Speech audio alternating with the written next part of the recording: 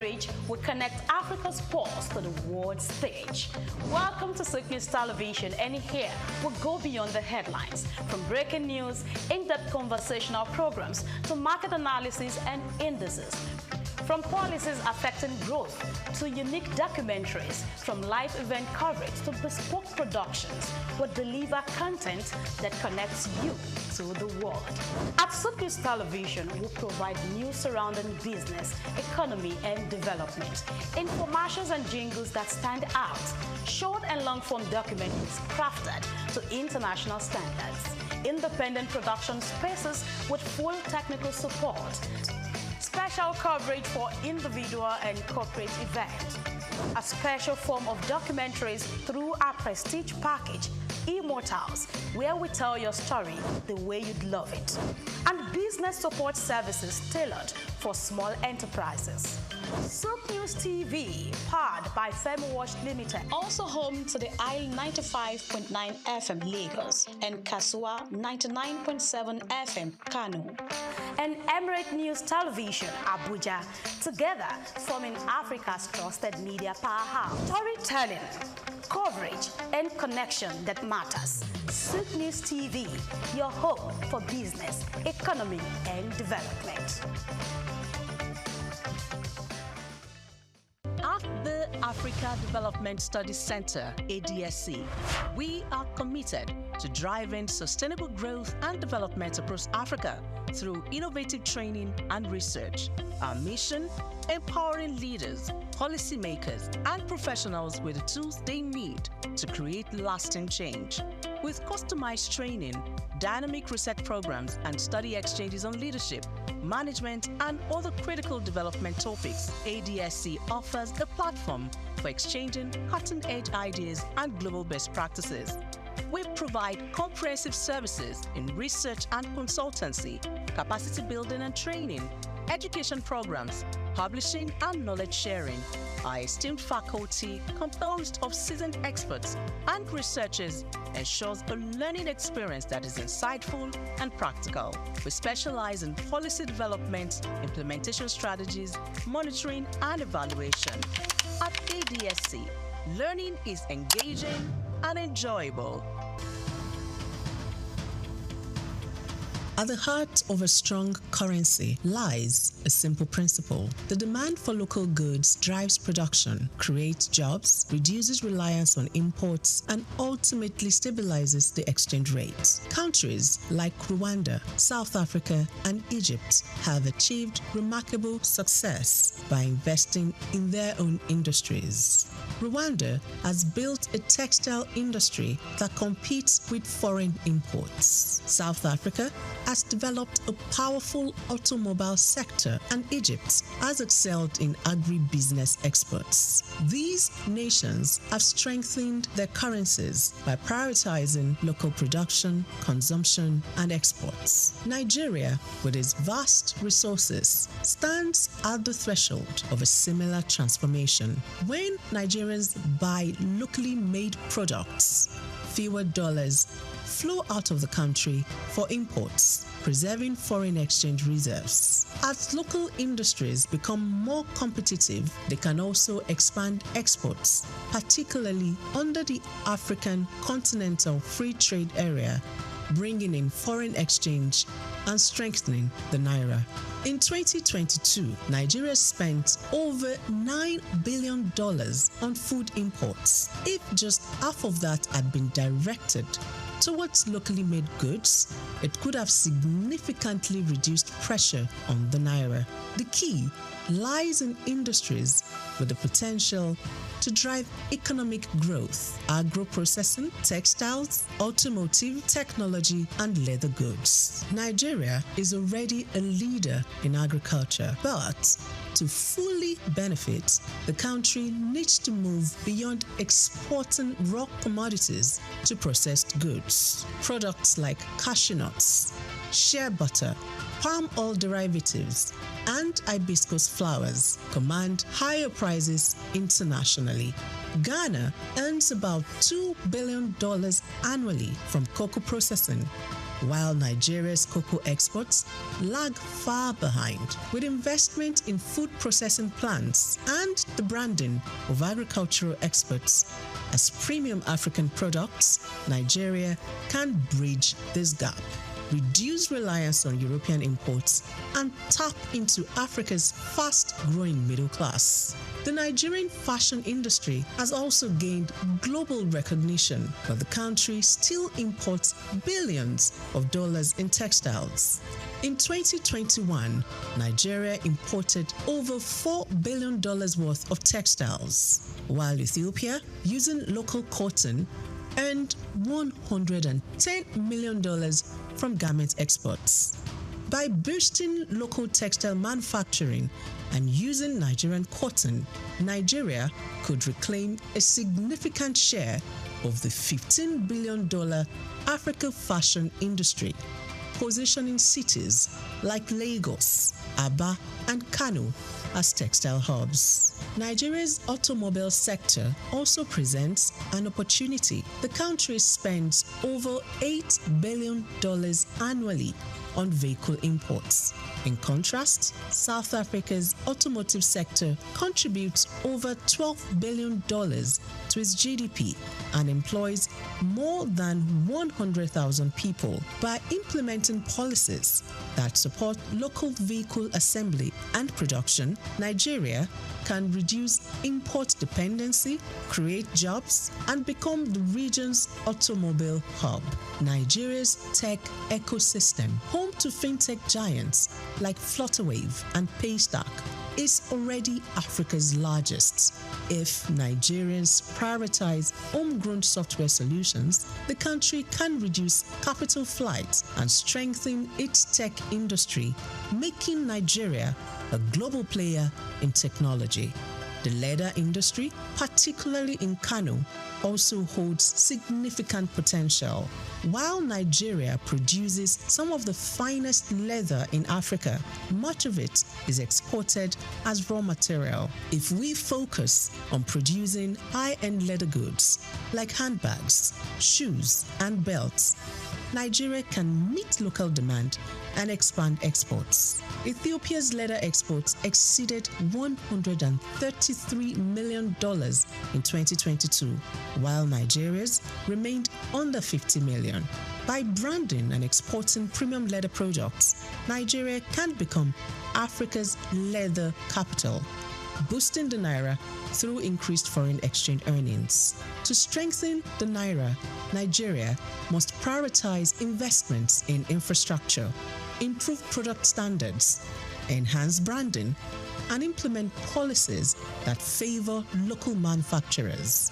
Consumers must also consciously choose locally made products to create jobs and drive industrial growth. The success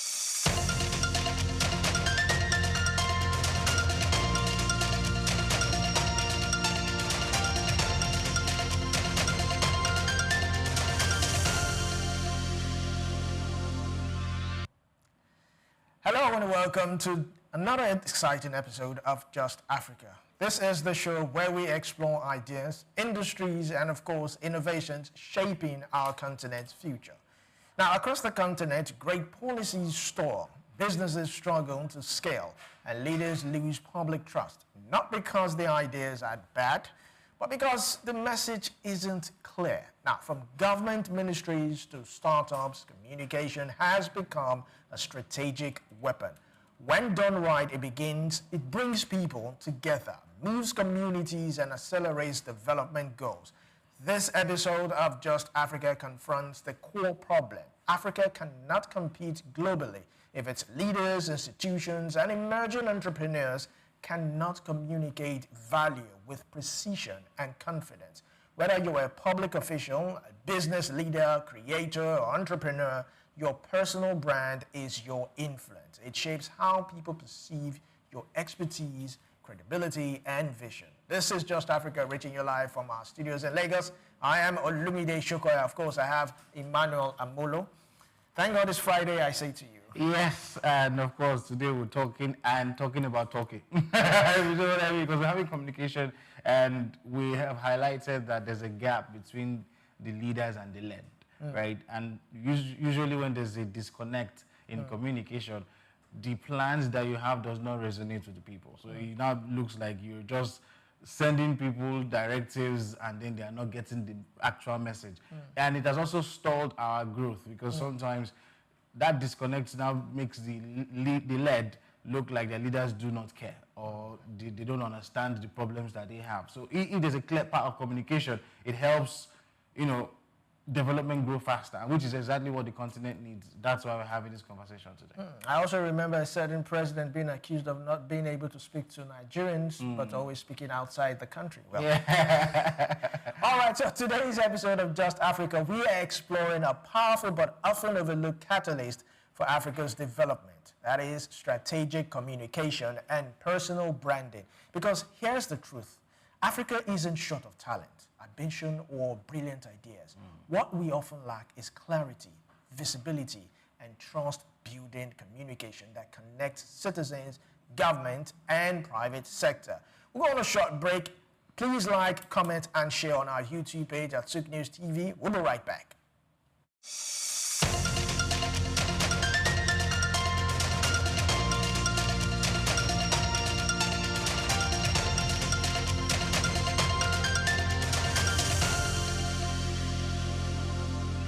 Welcome back to Just Africa. On Just Africa today, we will explore how strategic communication and personal branding can accelerate Africa's development goals. Joining us to unpack this robust topic is Samuel Ogbonaya. He is a global public speaker, business coach, founder of NMS. Thank you for joining us, Ogbonaya. Samuel. Thank you so much, Olumide. Thank you so much. Thank you for joining. Thank you. Now, of course, let's ask the most important question for today. Why is good communication becoming such a big deal for Africa's business and development space? Okay, thanks for that beautiful question. If you look at it carefully, you would understand that Nigeria, or rather Africa, is a vast continent, okay, made up of diverse of nations or countries as well. So sometimes I don't even think the communication is the actual problem we're having. Okay, I don't think it's the actual problem. But how be it, in terms of communication, let's just direct the answers to your actual question. Most times, it's not about what is being said, it's about the people receiving what is being said. Okay, so the ideology, the mindset we have towards some of this information is what tarnishes the image of Africa. And sometimes what our leaders say or how the leaders pose us on the global space becomes deterrent to our future. Okay, like I was, one of the things that interests me so much is that I've realized that as Africa or as a nation, or even most of us here in Africa, we've not seen any blueprint for the future. So for Africa, we don't have a blueprint for our future. We don't know the plans for the next 30 years, for the next 50 years. And communication needs to come in place, like the right communication needs to come in place. We need the right leaders to say the right things. Okay, because when it comes to visibility, we already have the visibility. Africa is known all over the world, and we're talking about a nation, a continent with over 1.5 billion persons, with 55 countries. So visibility is not even our problem. What the negative visibility is the actual issue. So we have positive side of personal branding and negative side of personal branding, but we've posed on the negative side most prominently. And I think maybe in the line of this discussion, we'll still highlight some of the contributions of this personal branding in the global view of Africans and as well Nigerians as well. So communication is key, but the recipients of what is being communicated matters so much, okay? And not just that, what is being said about Africa, what we are doing, because what is being said is actually what we are doing. So what are we doing? So if we can change our action, I think the information and the communication would actually be different, especially on the global space. Thank you very much. Communication is key, and we need to change our action. So if I may probe further, what are the most common communication gaps you see among entrepreneurs and leaders?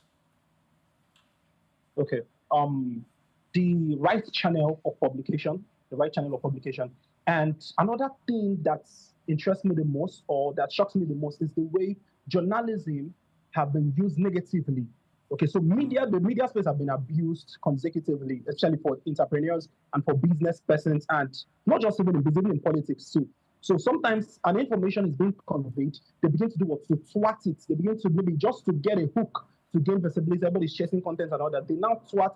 You can find it just the way we are on this space now. I can say something, and before you know it, they can switch it off, or they can switch it off to mean something else. And when the receivers, when the people hear it, they'll be like, did he actually say that? But they now cut off the actual context.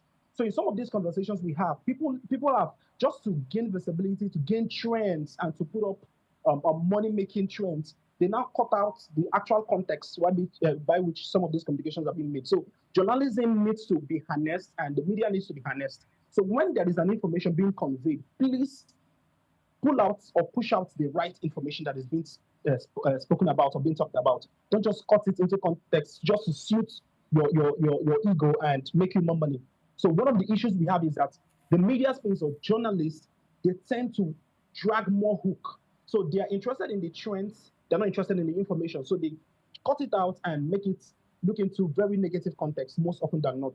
Okay, that is one. Then secondly, most entrepreneurs have not been given the opportunity to publish or to have enough influence for their businesses. In the area of content creation, we've had a lot of content creators come out for entertainment, you understand? But in the area of business, we barely have influencers. We barely have a medium by which business persons can actually convey their talents, convey their products to the market. Not just the national, not just the local market, but as well the global market. But when it comes to the content creation, the entertainment space, we are doing so well. So we want to do, the idea is for us to bring that same energy down to the business space. So while we are doing that for the content creation space, those that are doing comedy and all that, the skits and all that, we need to drag in so much energy to business as well, to elevate the public image of entrepreneurs here, and to start putting up very nice content, very nice podcast seminars and conferences that would give entrepreneurs the platform to speak more for themselves and to speak more about solutions. And sometimes when they talk about these solutions, let's feel the government or even the people should create a medium by which this information and these conversations can be what's upheld and be accepted by all and sundry. So yeah, that's fine. So there are two major talking points that I spot in what you're saying, right? So there's the communication part, and then there's the branding part. We already acknowledge or seen from the creative angle that you mentioned that Africa as a continent does not lack talent, but we struggle with personal branding. Why do you think this is? Okay, to start with, I just want to create a scenario. I don't know, of course, most of us are very conversant with this. One person, or let me just put it this way, most of us appreciate whenever we hear investors are coming to a particular state, a particular country. Let's use Nigeria as an example. Whenever you hear there are foreign investors, how do you feel? You feel glad, right? Yeah, do you know I'm one person that I don't appreciate foreign development investments. I don't appreciate it. Because when you look at let me that sounds dicey, right? Yeah. Now, when you hear people talk about foreign investment, the moment investors come, one of the things you must know that investors are coming for their profits. Mm-hmm. No investor is actually coming. You can never benefit more than the investor. That's what investment is all about. Now, when we encourage foreign investment, we are shadow marketing our own goods, our own products, our own potentials to elevate the public image of the foreigners. So it is what I just said now. A lot of persons don't understand. So when you hear states, when you hear the nation talking about foreigners coming to invest, you now see it as a sense of development. For me, that is not a sense of development. That is you shadow. One of the profits of foreign development investment is that it provides financing to developing countries. It provides financing to developing countries. That means you've already told them that you are a developing country or you are an underdeveloped country. So we should stop painting the nation, or we should stop painting the country as such. We should stop painting Africa as such, as a dumping ground for these foreigners or for these foreign investors. Let us work on ourselves. Let us push our markets out there. Why don't we go out there and they call us the foreign investors? Because the truth of the matter is that you can never be bigger than your foreign investors. And why we think we appreciate is because of the Naira dollar marginalization. We know that, okay, if these people are coming to invest, if they bring in thousands of dollars, it's going to amount to a lot of millions for us. And we think that is good. As far as I'm concerned, that is not good. Okay, so one thing we should take care of is our public image. Our public image is our personal branding. And when we talk about the personal branding, we have the national branding. What What gives rise to the national branding or the business branding is personal branding. You don't just brand the business, you don't just brand the nation, you brand the people behind the nation. You brand the people behind the business. So what we do in business branding is that we don't just focus on the business, we focus on the men, the citizens, the youths, the young people, men and women in the country behind the business. So we have a lot of work to do on our own disposition. We have a lot of work to do on ourselves. We have a lot of work to do on giving creatives the opportunity to shine and not always encouraging foreign investment and foreign investment and foreign development. All those things, as far as I'm concerned, it does not make so much sense. We have a lot of work to do on ourselves. And believe me, when you do that well, you are going to invite not just investors, but partners, collaborators of industries across different sectors. Okay, and we can even sell and market some of these our creatives too, especially our businesses, because as far as I'm concerned, Africa is doing so well. In terms of edutainment, in terms of entertainment, in terms of business, we have the potentials. But we need to position ourselves well. We need to promote our own public image. And nobody is going to do that for us. We're going to do that ourselves. So yes. Thank you very much, Samuel. Because the truth of the matter is, when it comes to personal branding, I think we're not necessarily doing enough. Because I don't know if you saw it, there's a recent promo, kind of, I think it came out from the US Embassy, where they were trying to get young people who are Nigerians, per se, to do a TikTok challenge.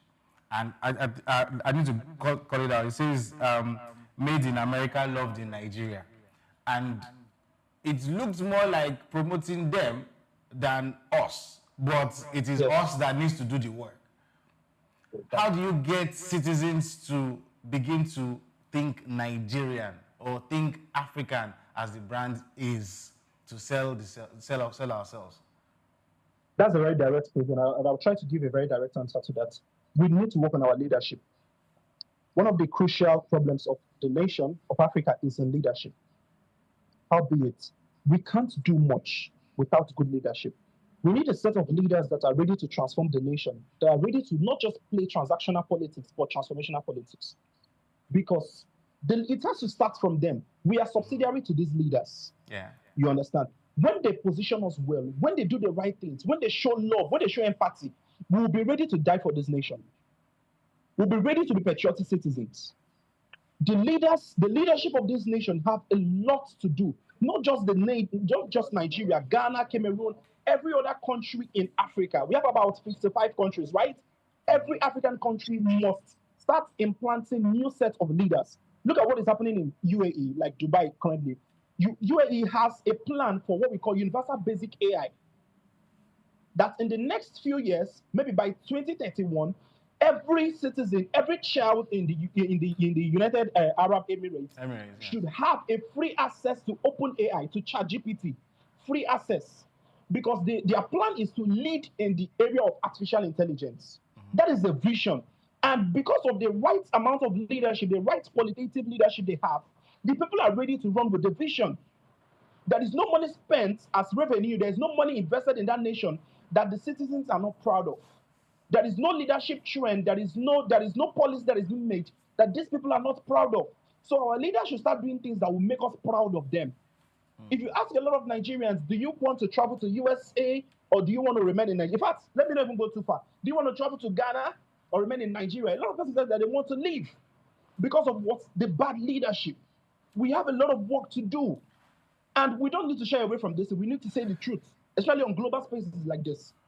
The country, the leaders, the parliament, the senate, all arms of government needs to come up to rise to the occasion of the moment, provide security, provide good developmental amenities for the people, education as well. Because if there is no proper education, the people will not be enlightened enough. And if we're not enlightened enough, it's going to lead to brain drain. A lot of us are going to leave this country. A lot of persons will be envisaging leaving the country. And when they leave the country, they are going to own up to that other country they are traveling to. But Mr. Samuel, some school of thought will argue that leaders are a manifestation of the followers because they don't just emanate by themselves. They come from within us. So if the problem is leadership and then the leaders have to come from the followers, don't you think the followers are the problem? Okay. I will negate to that. The leadership followership concept is just like the father and children concept. Between a father and a child, who gives birth to each other? The father. The father gives birth to the father and the mother gives birth to the child. The father and the mother is older than the child. If our leaders can get things right, we would even volunteer to do some of these things. We shouldn't have a nation where the nation or the national body is begging us to join the military. If the leadership is right, if imagine currently in Nigeria, because I'm a Nigerian from Abia State. In Nigeria today, we are having insecurity issues, and the president is buying campaign buses. Where is the empathy? Where is the love for the people? We are talking about insecurity in far north or in some part of southeast or some part of southwest or even in south-south. And what is in your head is the 2027 election. If we can get, I would keep emphasizing on this because I know what it means to it's just like a father in the home. Whatever the father instructs is what the children would abide on. Yeah. We don't make rules for our fathers make rules for us. And we run with it. We run with the vision of the family. Yeah. So the president or the national body or the leaders of the nation, they are our fathers. And when they put up the right structures, we will love ourselves. This unity we are struggling to gain, that want to gain unity, it will only come because we have good leadership. And when we understand that no tribe or no sect is being marginalized, this religious war we are having today is because we don't have the right leadership. If we have the right leadership that harnesses and unifies religion, everybody will love themselves. A Muslim will marry a Christian and will live happily ever after. So I still believe and I still stand on the school of thought that it is a leadership problem. If we can get the leader, look at on the global space outside this country, there was a meeting in the United States where the Trump called on some of the business investors. And one of them said that he will be investing, let's say, about $100 billion. And Trump looked at him and said, can you up that? Can you up the number? Can you increase the number, maybe to $150 billion? And they agreed to do so by persuasion, by verbal persuasion, because they know that the country is interested in them. And even whenever, let's say in their business, they try to run deficit, the country will be ready to loan them some amount of money or even to back them up or to support them. So we want to build a system where the leaders are ready to support creatives, ready to support business owners, ready to support agriculture. Okay. And when they do that, even some of us that are newscasters that are into the media, we might decide to enter agriculture too. I might decide to enter the farm. All right, quite very interesting. We might decide to enter agriculture. That's a good one. But, many talented Africans still find personal branding tough, even when they are great at what they do. I mean, what do you think about this? I want to say this. Most Africans should, first of all, accept ownership. Accept who you are. There is something I teach about personal branding. I tell people that whether you like it or not, you're already branded. You already have a brand. The only issue is that most people don't know that they have a brand. Let's give a very simple illustration. If your mother comes to the house or a woman comes to the house looking for a child in the family and he says, I'm looking for that son of yours that plays football a lot. And before you know it, your mother will say, oh, I know that's Chijoke, because she knows her son plays football a lot. So you now understand that whether you like it or not, there is something you are being known for, either negatively or positively. So we should learn to accept ourselves for who we are.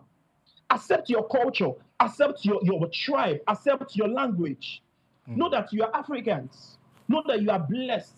Accept your topography, accept your tradition, your food. I feel like most of us have a problem of ownership. Yeah. We need to accept a problem of acceptance rather now. We need to first of all accept ourselves. That's the cradles of personal branding is acceptance. So the moment you accept your personality, every other thing can follow suit and understand how to navigate yourself. The way we reason in Africa might not be the way these people reason in the other parts of the country. And even in other parts of the country, let's say in Europe or in America, they still push up their narrative with their own concepts, with their own personality traits, with their own temperament. So we should accept that this is who we are. We are blacks. And we should love on ourselves because nobody's going to love you more than you love yourself.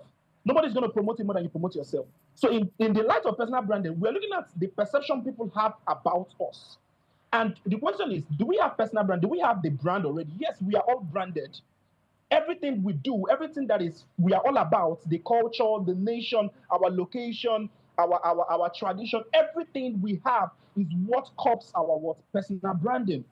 Is what cups the national branding. Yes. So we cannot separate ourselves from ourselves. You can't. You understand? So we should make the beauty out of it. And another beautiful thing about our personal branding here is the variety of it all. Yeah. We have a country that has over 250 languages and sects, and we have different traditions, different religions. I feel that is even what should make us more beautiful. I don't know, we are all familiar to the color of a rainbow. The rugby, red, orange, yellow, green. You see that the diversity of colors in the rainbow is what actually makes it very beautiful. So the diversity of our culture should actually do was make us more beautiful. You understand? And that's why I oppose the concept of unity across cultural diversity. But our leaders are not encouraging us. Let's not go back to that. All right, let's not go back to that. Let's move forward. So what roles can organizations like NIDA, SMEDAN, Bank of Industry, or Innovation Hubs, what role can they play, in building communication-driven ecosystem? Okay, I must appreciate, because I know most of us are very conversant with criticizing these institutions. But first of all, I must appreciate most of them, because in 2025 alone, I've seen most of these Bank of Industry, SMEDAN, especially SMEDAN too, CSC, I've seen them collaborate. I've seen some of the offices collaborate and sponsor, not just with words, not just with fiscal support, but even with finances. They've been doing an amazing job. But I feel they focus so much on not small business owners. Most of them are focused on the big shots. We have the big shots in the industry. We have, I can't mention names, but I know we have the big shots, people that are driving trade fairs, they are driving industries. You understand? If they are driving, but maybe because of the connections they have. But I want this Bank of Industry, some of these institutions, to start looking out for small business owners. And that's what bettered my platform. My NMS platform, I'm not sure if you know it so much, is a WhatsApp platform I formed. It's the Nuesa Market Square. And on my platform, I've been able to train over 1,000 small business owners. I mean, students. I mean, people that are like 16 years old, 18 years old. I've helped them to start small businesses. I mean, businesses you can start with little or no cash, with 5,000 naira, with 10,000 naira, just to encourage them and tell them that you can amount to something. You can do something, you can sell, you can resell, you can leverage on credits to make more money for yourself. And over the years, over the past 5 years, I've been able to help these young persons make tons of hundreds of thousands, 200,000 up to 1 million naira. You see, the money I'm mentioning is very small, but I'm trying to show them the light of entrepreneurship. You cannot count millions without counting thousands. So I've been able to do what? Help these young persons. Recently, we just empowered a girl with a machine, this filing machine of about 80,000 naira. I know that is so little, but that is how we start. And that young girl, I've projected it for her that in the next 4 years, that her business should not give her anything less than 10 million naira in profits. And she has started. In fact, as a matter of fact, she had to drop out of school from University of Benin. She got admission in Uniben, but there was no money to fund the education. I told her, do you know what? The course they gave you is AEB, Animal and Environmental Biology. Do you know what? I think you need to drop out. I told her, verbatim. You understand? I told her, you have to drop out. In the next 4 years, let us channel every energy to this business, to this making footwear and shoes and stuff you want to do. We'll support you with a machine. And as of 2 days ago, I sent her the money for the machine. And in the next couple of months, by January, when I get back to Benin, I'm going to be with her. I'm going to harness that business, and I'm going to see what we can make out of that business. As of yesterday, we just had 27 followers on our Facebook page, and we're ready to grow with her. So I feel like these institutions should sorry to cut you in, but still on this illustration you're trying to paint, don't you think it would have been better if she could, focus on her business side by side, still running her program in an institution? Couldn't she be able to juggle both? That would have been fine. That would have been fine, but there was no money to fund the educational aspects. There was no money. And I believe that if she can do business, she can have enough money to even go for National Open University. To even still go back to school. That's what I believe in. You understand? Because the educational system here, we should start encouraging leaving school is not actually an issue as far as I'm concerned. You understand? Because I believe that education can go on anywhere. That is business education. And she's going to have hands-on experience. Her plan, one of the plans we have for her is that in the next 1 year, she would start training young boys and young girls in the area of making shoes and making footwears. That is still education. Instead of going for AEB for 4 years, and at the end of the day, maybe we don't even have money to maybe sort out her school fees or her books and all that. Okay, but if we have people that have money to go to school, why not? They can't go to school. All right, Samuel. Let's talk about this your platform, NMS. What are the criteria for someone, let's say for someone like me, for instance, now, I have a business idea. Is there a certain capital I need to have? What are the requirements for your proteges? Do they have a special talent or something that, is captivating that you would say that you can project and say, okay, like the lady now who you were able to, get her a machine and project that 10 million naira is something that she could achieve in a very short time. Can you, enlighten us on this? In all honesty, I am not looking for the quality yet. What we do on NMS, we don't go for people that are qualitative. We want you to come the way you are. Because we believe that everyone on earth has a potential in them. We are not after people that have made it, people that are big shots in that industry. Provided you know you are ready to learn, just come on board. Come on board. And over the years, they've been basically students. They started as students. Some of them started as 100 level students, 200 level, because I started this when I was in the university. So 100 level, 200 level students. And just to gain access to my platform is actually free. But for the 6 months of you advertising on that platform, you pay 6,000 naira. That's very small. You understand? You pay 6,000 naira, and the platform provides a first-hand interface between buyers and sellers. And we just started it. You understand? Just like what the Jumia does or what some of these business apps do. So they give you access to customers while you advertise to these customers. And I've taught them how to sell other people's business and make money for themselves. So if you have a friend or a vendor that is verified, that knows what she's doing and she's very trusted, okay, security-wise, you can get a product from her. Let's say you get a bag from her for 5,000. You can actually sell that bag for 6,000, for 7,000. That 2,000 naira can actually help you source out your data, your airtime, and all that. And you don't have to solely depend on your parents because the economy is not favorable to everybody. So you can ease the pressure on your parents. So even before your parents send you your stipends for the month, you've already started doing sorting out yourself in those little ways. And that's what we've been doing on the NMS. So Mr. Samuel, I noticed that you've seen some of the problems, right? And you've got a platform that you use, and I'm assuming that you use your platform to correct some of the problems that you've noticed. Do you also train people in terms of leadership? And does your platform have like external sponsors? Before I go and mention foreign investors, that you now look at me one kind again. No external sponsors. But I think recently, all the while, I've been coaching on the platform. Sometimes I coach every month. I coach bi-monthly. You understand? I organize one-on-one sessions with them.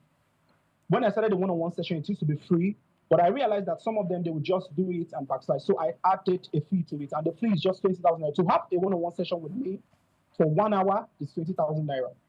You understand? And we believe God by futuristic trainings and more development. I just obtained my procurement degree in University of Benin. So the more I get certified, the more I upgrade my educational value, the more I charge. You understand? And the more my visibility blows up, the more I charge and all that. So yes, we train, we encourage young persons. I have a conference coming up in Benin too on the 13th. I'm not trying to use this medium to advertise it, but yes, why not? So on 13th in Benin, I'll be in Benin on 13th on this summit, and we are talking about leadership in business. And one of the topics I want to share with them is what I call the bullion mentality. The bullion mentality. So it's going to be a lot. And I've always been in the business of coaching persons and especially young persons that believe that they can't do much. I have a young boy that I taught how to make money from doing popcorn. You understand? Popcorn business. And the guy, the next meeting we had, he was one of the sponsors of the event from popcorn business. Oh, wow. You understand? And currently he has about 3 locations in Benin where he sells his popcorn. We have another girl that applied for what we call the Arcade 6 grant sponsorship in Benin. And she got about over 1 million naira. And the business she projected for the Arcade 6 is a popcorn business. So her brand, the slogan for her brand is popcorn with a pop brain. You understand? So and we believe so much in Nigerians. Okay, so the truth is, we're in a digital age, right? And you can be swamped by so much information. We're talking communication at the same time, personal branding, right? But when you have an avalanche of information, too much information can actually be overwhelming. How do you help, especially young people, young talents, to be able to narrow their selves so that they don't get lost in the crowd? 2 things. 1, there's what we call humanistic education. The ability to have a mind of their own. Okay. We want to have We want to have Nigerians, we want to have leaders, we want to have young people, young leaders that have the mind of their own, that can think for themselves. Yes. Because the truth is that a lot of information are going to be pouring in. A lot. Go to Facebook, everybody's teaching on Facebook. Everybody has information to share. Yes. And if you don't come down to analyze some of this information, you would find yourself in the pool of whatever I don't know. Okay, so one of them is, first of all, have a mind of your own. Of your own. Have a mind of your own. And with one thing is very common on social media, a lot of people now engineer the media. They know that when they post this, it's going to go viral and this is going to be the feedback. So they want to make out trends. They want to cut out those contexts just to drive out engagement and make more money. And all these things are happening because we have a set of persons that are broke or that don't have enough money. So they want to cop the money from social media. And believe you me, if we had the right concept of leadership and the right citizenry, money wouldn't have been an issue. Economic issues wouldn't make us go crazy and post negative stuff, defame people on social media just to make money. No. You understand? So you still see that's still on one of the aspects of that leadership. Then secondly, the first one I said is that we should have a mind of our own. Then secondly, watch what you listen to. You understand? Watch what you watch, what you read, what you listen to. Personally, I don't read every book. There are books that you highlight for me. I might not read them. Because I know when I read this book, it's gonna change my mindset and it's gonna change a lot in me. And I don't listen to everybody. So we should watch people that we listen to. And another thing funny is that if you don't have a mind of your own, you will keep buying to everybody's idea. I've recently had this woman that I follow on Facebook, and I believe in everything she posts. But recently she made a post, and I said, no, I don't believe in this.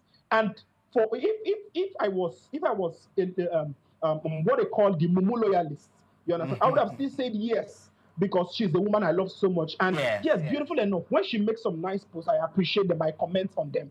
But you see on this one, madam, I don't agree with you. And that is because I have a mind of my own. So I encourage young persons to have a mind of their own too, and that would help. It's humanistic education. Thank you very much, Mr. Samuel. Because the truth of the matter is, having your individual self and self-awareness is very, very important, even in line of communication. However, we all know that those of us that taught communication, there's always that part where noise, we don't take it away from the chain of communication. How does it hamper Africa's growth as a society? In the chain of communication, we should as well be more concerned about people that we should be after the feedback. Okay. You understand? Responsiveness. Communication is a two-way thing. So the more you say, the more you listen. And sometimes you realize that you might have very wonderful stuff to say, but the moment you begin to listen, you would understand that, oh, this is not the right time. This might not be the right time to do this. This might not be the right time to say this. This might not be the right time to act on this. You understand? So we should be mindful. Even the leader should be mindful of the feedback. We should know that, like for instance, I tell them in leadership, in politics generally, you can come into a particular state and there are a lot of beautiful things that need to be done in that state to upgrade the value of that state. There could be road construction, there could be infrastructural work, there could be education. But you should be able to pinpoint the crucial matters, the main thing that needs to be done. Sometimes the first thing you should even do is to restructure the civil service in that state. Not to go for the road constructions, not to go for education. So bit by bit, because the more you communicate, the more. That's why I love. Oh, come on! It will not sound like I'm praising my state governor. Of course, my state governor is doing so well. I don't have a state, so you don't do that. Yeah. So my state governor, Alex Oti, he organizes a sort of media briefing every month, and that is so amazing.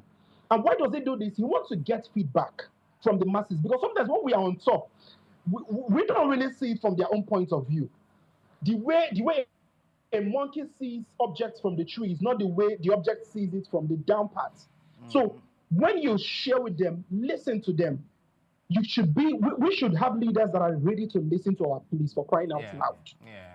People that are ready to listen to, even to our actions. Because we know very well, if these people can listen consecutively and listen very well, we would do much more. We would sacrifice anything for them. Yeah. Recently, you can even have some states run around for security funding. And citizens it's happened in Abia State. In Abia, a lot of rich persons in Abia, we are ready to donate to the government. I've never seen that all my life. You understand? So if we have the right leaders, we'll be ready to give back to our people. You Okay, understand? so- And I don't. I should believe I have answered that question. It's all about the Yes. feedback responses too. Okay. So if you were to project an Africa that you wish to, have in the next couple of years, what would it look like? An Africa where technology is appreciated, where business owners are appreciated as well.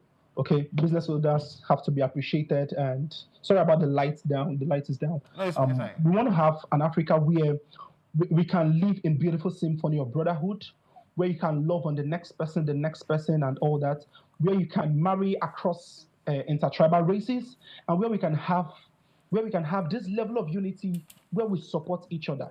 I want to be able to live with a man from Yoruba land or Hausa land, and these things, I believe, they are possible.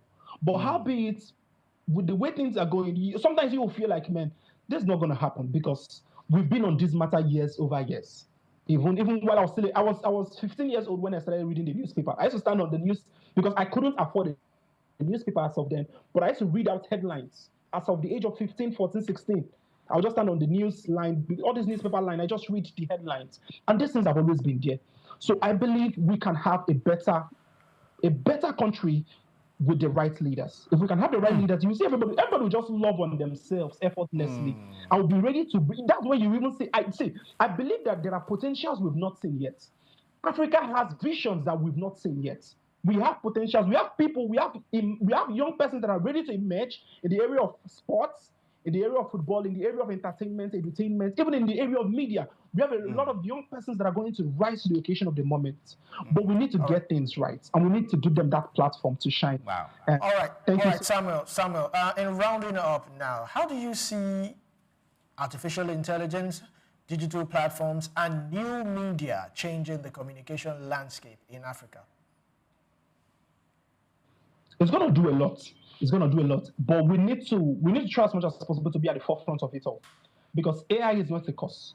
Artificial intelligence is not a prophecy of doom. It is here already, and a lot of persons are in the future, and it's as if there's still a lacuna between Africa, between us and them.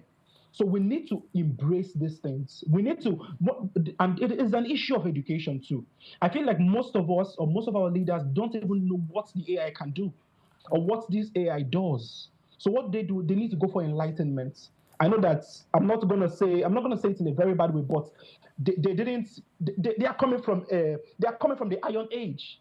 This is the digital age. So they should embrace this thing and see how these things can make positive impacts in the area of security, beautifully enough in the area of security too, in the area of industrialization, in the area of industries and manufacturing industries and all that. So we should be ready to embrace these things. We should be ready to embrace them. So the country, the nation, the leaders should be ready to accept AI is here already, and you can't do much about it.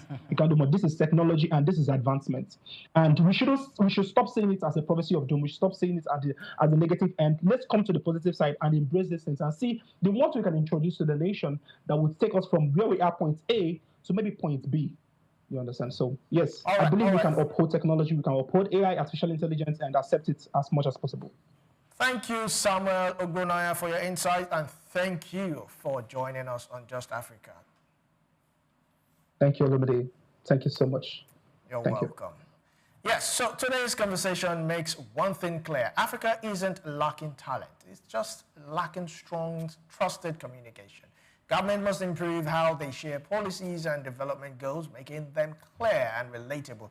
And for the private sector, this is a reminder that communication, storytelling, and leadership presence are strategic investment, not afterthought.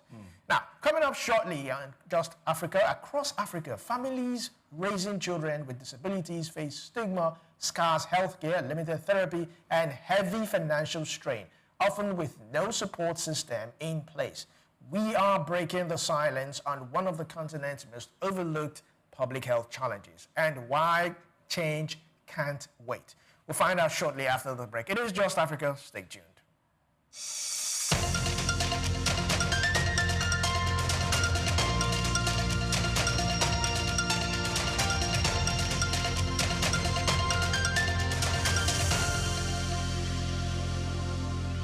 Lawyers are concerned about several issues when it comes to artificial intelligence, AI, including data, privacy, compliance, and job displacement.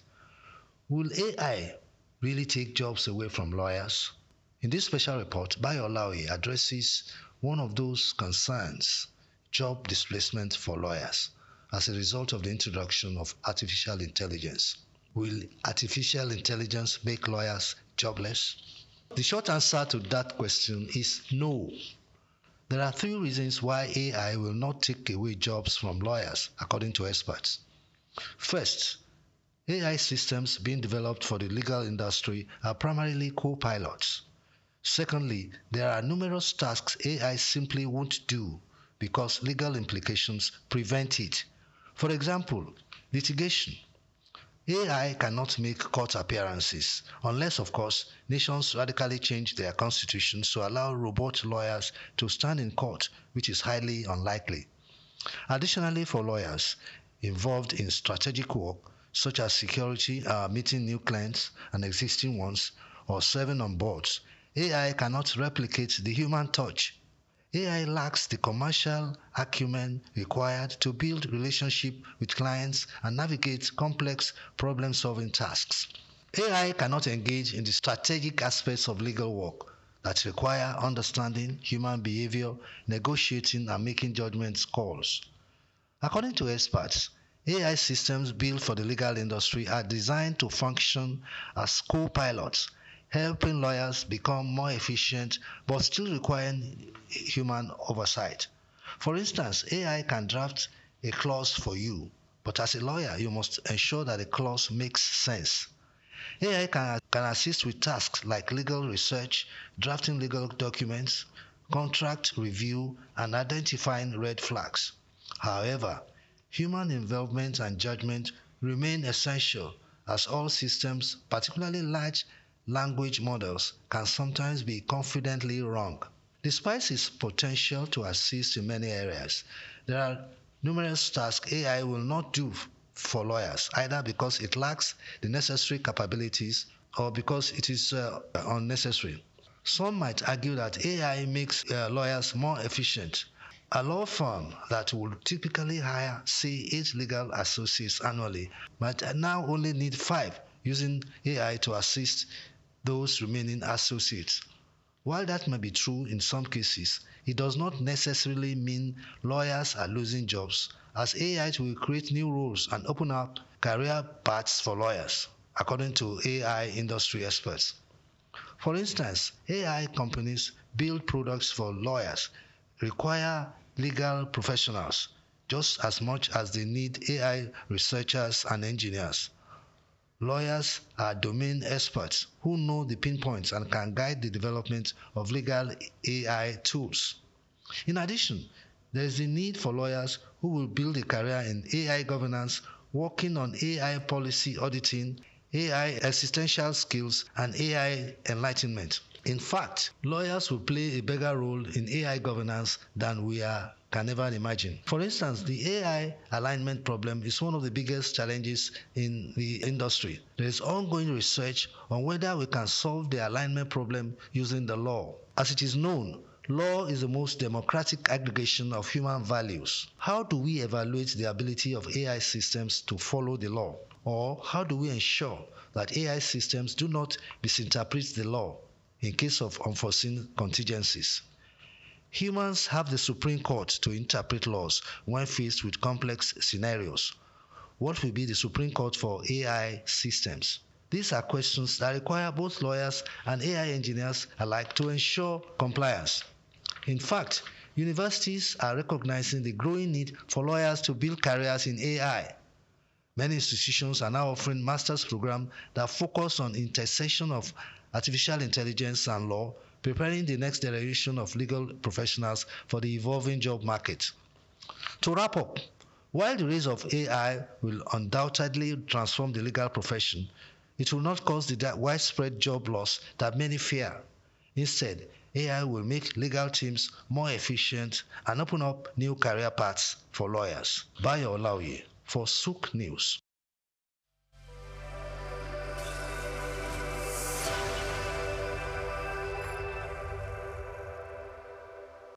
From Dubai to Lagos, Nigeria, and across the globe, SOUQ News TV is your #1 station focusing on business, economy, and development. With global digital reach, we connect Africa's pulse to the world stage. Welcome to SOUQ News Television, and here we go beyond the headlines, from breaking news, in-depth conversational programs, to market analysis and indices. From policies affecting growth to unique documentaries, from live event coverage to bespoke productions, we deliver content that connects you to the world. At SOUQ News Television, we provide news surrounding business, economy, and development, infomercials and jingles that stand out, short and long-form documentaries crafted to international standards, independent production spaces with full technical support, special coverage for individual and corporate events, a special form of documentaries through our prestige package, Immortals, where we tell your story the way you'd love it, and business support services tailored for small enterprises. SOUQ News TV, powered by FemWatch Limited, also home to the Isle 95.9 FM Lagos and Kasua 99.7 FM Kano, and Emirate News Television Abuja, together forming Africa's trusted media powerhouse. Storytelling, coverage, and connection that matters. SOUQ News TV, your home for business, economy, and development.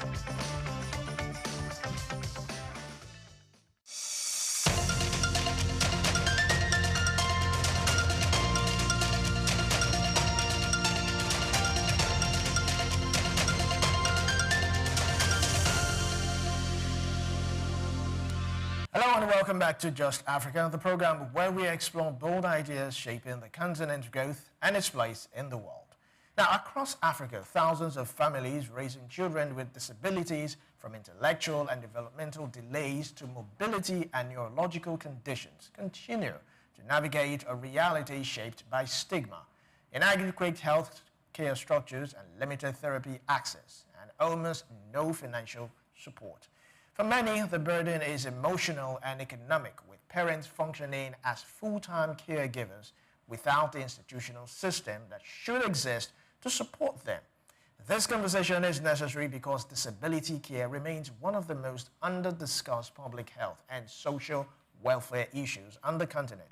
So on this segment, we will explore music, motherhood, and advocacy, building support systems for children with disabilities in Africa. Joining us to unpack this robust topic is Joy Odiete, more fondly known as Jody. She is a singer, advocate, founder, Chinua Children Care Foundation. Jody, the beloved singer behind Coochie Coochie, I'm sure you must have heard that, joins us with a powerful personal lens as a mother raising a child with lissencephaly and cerebral palsy. Now, experiences navigating disability care led her to create the Chinua Children Care Foundation, which provides tools, therapy support, and guidance for families with special needs children. So glad to have you, Jody. Thank you so much for having me. You're welcome. Now, you're a mom to a child with special need. How did that shift your world and change your perception about reality? Thank you for asking that question. Anytime I hear questions like that, I breathe. Yeah, no. Because there's a lot to say, but so short time. And not enough words to really capture the answer, but I'll just try. It's changed my world totally. It's brought me very close to reality, made things crystal clear, a lot more than it used to be. And altogether, I would say it's been a beautiful experience, even though there has been tears mixed with it. It's been beautiful because it made me appreciate life in its most pure form. I did this, I gesticulated so effortlessly, but kids like my son can't do that. They can't communicate, so it just made me appreciate the things we most likely take for granted or forget to notice in the bid to source for our livelihoods. So it's also made me a fighter, much more of a fighter and less of an introvert, because I have to face the world and fight for my son. So how was the immediate perception in your environment. I mean, I also talked about the stigma, which is quite huge. Initially, it was confusing. I didn't even know what to do initially. I was confused, and there were uneducated advices from loved ones, genuine loved ones. Please don't take pictures with this boy. Don't take him outside. People will laugh at you. Because they genuinely cared about me and they felt that boy would be my undoing. Wow. But I'm glad I followed my instincts. My instincts told me to dance with him on social media. I don't know why. Yeah. Then it was not popular to dance with your special needs child on social media. Then it was, people hit their children more. It's now quite fancy, getting fancy, because in still some regions, it's still highly stigmatized, even to the point of topics we don't want to discuss that may not be palatable to a few of our audience. It was, I just wanted to dance with my son. I didn't know how to express my feelings, and I didn't know what to make of my feelings. So dancing with him on social media relieved me. It was my own form of therapy at the time, and it brought attention. And that wasn't the focus. It was just a mom coming out of a lot of things happening at the same time. Yeah. Divorce and accusations. It has to be you. And even from people who don't know you, you must have tried to abort this child, and that's why this child is like this. You know, people, you must have lived a promiscuous life. Yeah. You have a spiritual problem. Before he comes in, you said this, they accused you, and I noticed that sometimes this kind of stigma is always directed towards women. The mothers. Why do you think so? Why is the father excluded? Is it that, I mean, is there a spiritual, cultural thing to it, or just a perception or an ignorance? It's a man's world. You had to do that. Well, sorry. Okay, the society is learning to be kind to women. Honestly, we're learning it. We're still learning. It's worldwide, but even much more in Africa. Yes, learning to be kind to women. Anything that is not nice is the woman's fault. That's how it's been viewed, and I'm speaking against it because it's not true.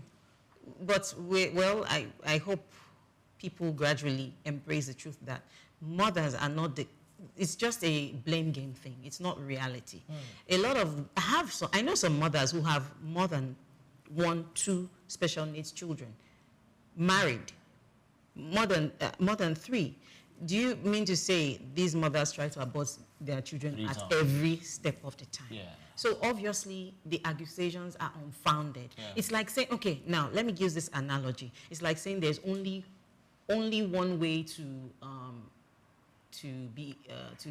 there's only one way to get rich, for example. Only one way. Any other way is impossible. So you're saying that the only way a child can be born with disability is because the mother tried to abort the child. Yeah. Any other way is impossible. Of course not. There are genetic reasons. There are, sadly, some doctors may have contributed to it.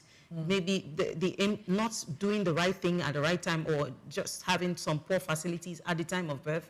A lot of things come into play. It could be medication too, and not necessarily abortion medication. It could be that the mother took certain medication that was not good for the child. It could be, and in the case of Listen Carefully, it's still being studied. They don't know all the causes yet. So there are many reasons why a child will be born with disability. What about polio? You know, there are some childhood baby diseases that come, infant diseases that could cause a disability, a lifelong disability. So there are many reasons, and it's totally unfair to say women are the cause, because it's these same women that would hold those children even when the world do not want to see them. People celebrate my son, Chinua. Why? Because I told the world, my son is a superstar. My son is an angel. It's what you call your child. I told them, I danced with him when I didn't even know what to make sense with. So it's unfair to accuse the same women who are fighting. I'm not saying fathers don't fight. I'm lucky to have a father who fights. My dad is he's one of the good examples I held on that kept me sane. You know, they are still good human beings. Yes. You have one, he's your dad. Okay, good, keep going. You know, they are good fathers, but they are not enough. They're not enough. A lot of them are running away. I love the fact that you're a fighter. Those who perhaps don't follow you on social media, if they go on Instagram now, your first video, at least she pinned it there. Jody Great. Go on Instagram now. She pinned it there so that you will get to see her son. She was singing the Edelweiss song. Yes. Fantastic voice, by the way. I mean, that one we cannot take it away from you. But how did the healthcare system hit you? Let me put it, because it's obvious that you tasted the bad side of it. Of course. How did you see it? It's stressful, summarily speaking. And if you do not have funds, if you do not have anyone to call family, let's assume you don't have a large community. I'm a musician. I'm a superstar. I'm not even boasting. I'm telling you, I sang Kuchi Kuchi. I have to restate it. And I found it very, very difficult. What about the average market woman who has a special needs child, who doesn't have a father like mine, let's say, who a supportive system around? What would they do? That shows, see, it's not even about the mothers. I feel sorry for many children born into an average Nigerian home, children living with disabilities. Why a lot of children suffer because of this. And we're not even going to go to the ones who believe that these children are spiritual beings and all that, the way some of them are treated. Normal ones that ideally. So many children would have at least fared well if they had we have better healthcare system. In fact, some challenges will not even come through if the healthcare system was top-notch. Some challenges will not even happen. But the ones that could be avoided, let's even leave that. The ones that could not be avoided, a lot of people suffer. The tests, the scans are expensive. An average Nigerian cannot afford them. In fact, we are saying we're looking for an average Nigerian to find food first. Then you're talking about tests and scans. You're right. You're perfectly right, because, I mean, from a personal experience, I lost my mom because we were just doing so many tests from different hospitals, by the way. Sorry.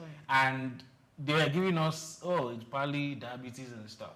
It was the 5th one that told us it was cervical cancer. At the time, the stage had already gone. It was already too late. So I understand perfectly when you're talking about a child who doesn't even have money to do these numerous tests that you have to do.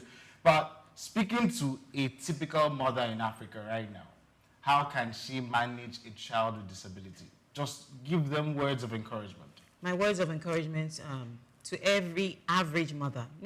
I'm speaking to, I'm focusing on mothers who have financial challenges mostly.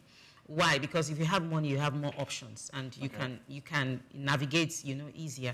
But if you don't have so much money, I need you to, one, be part of a community.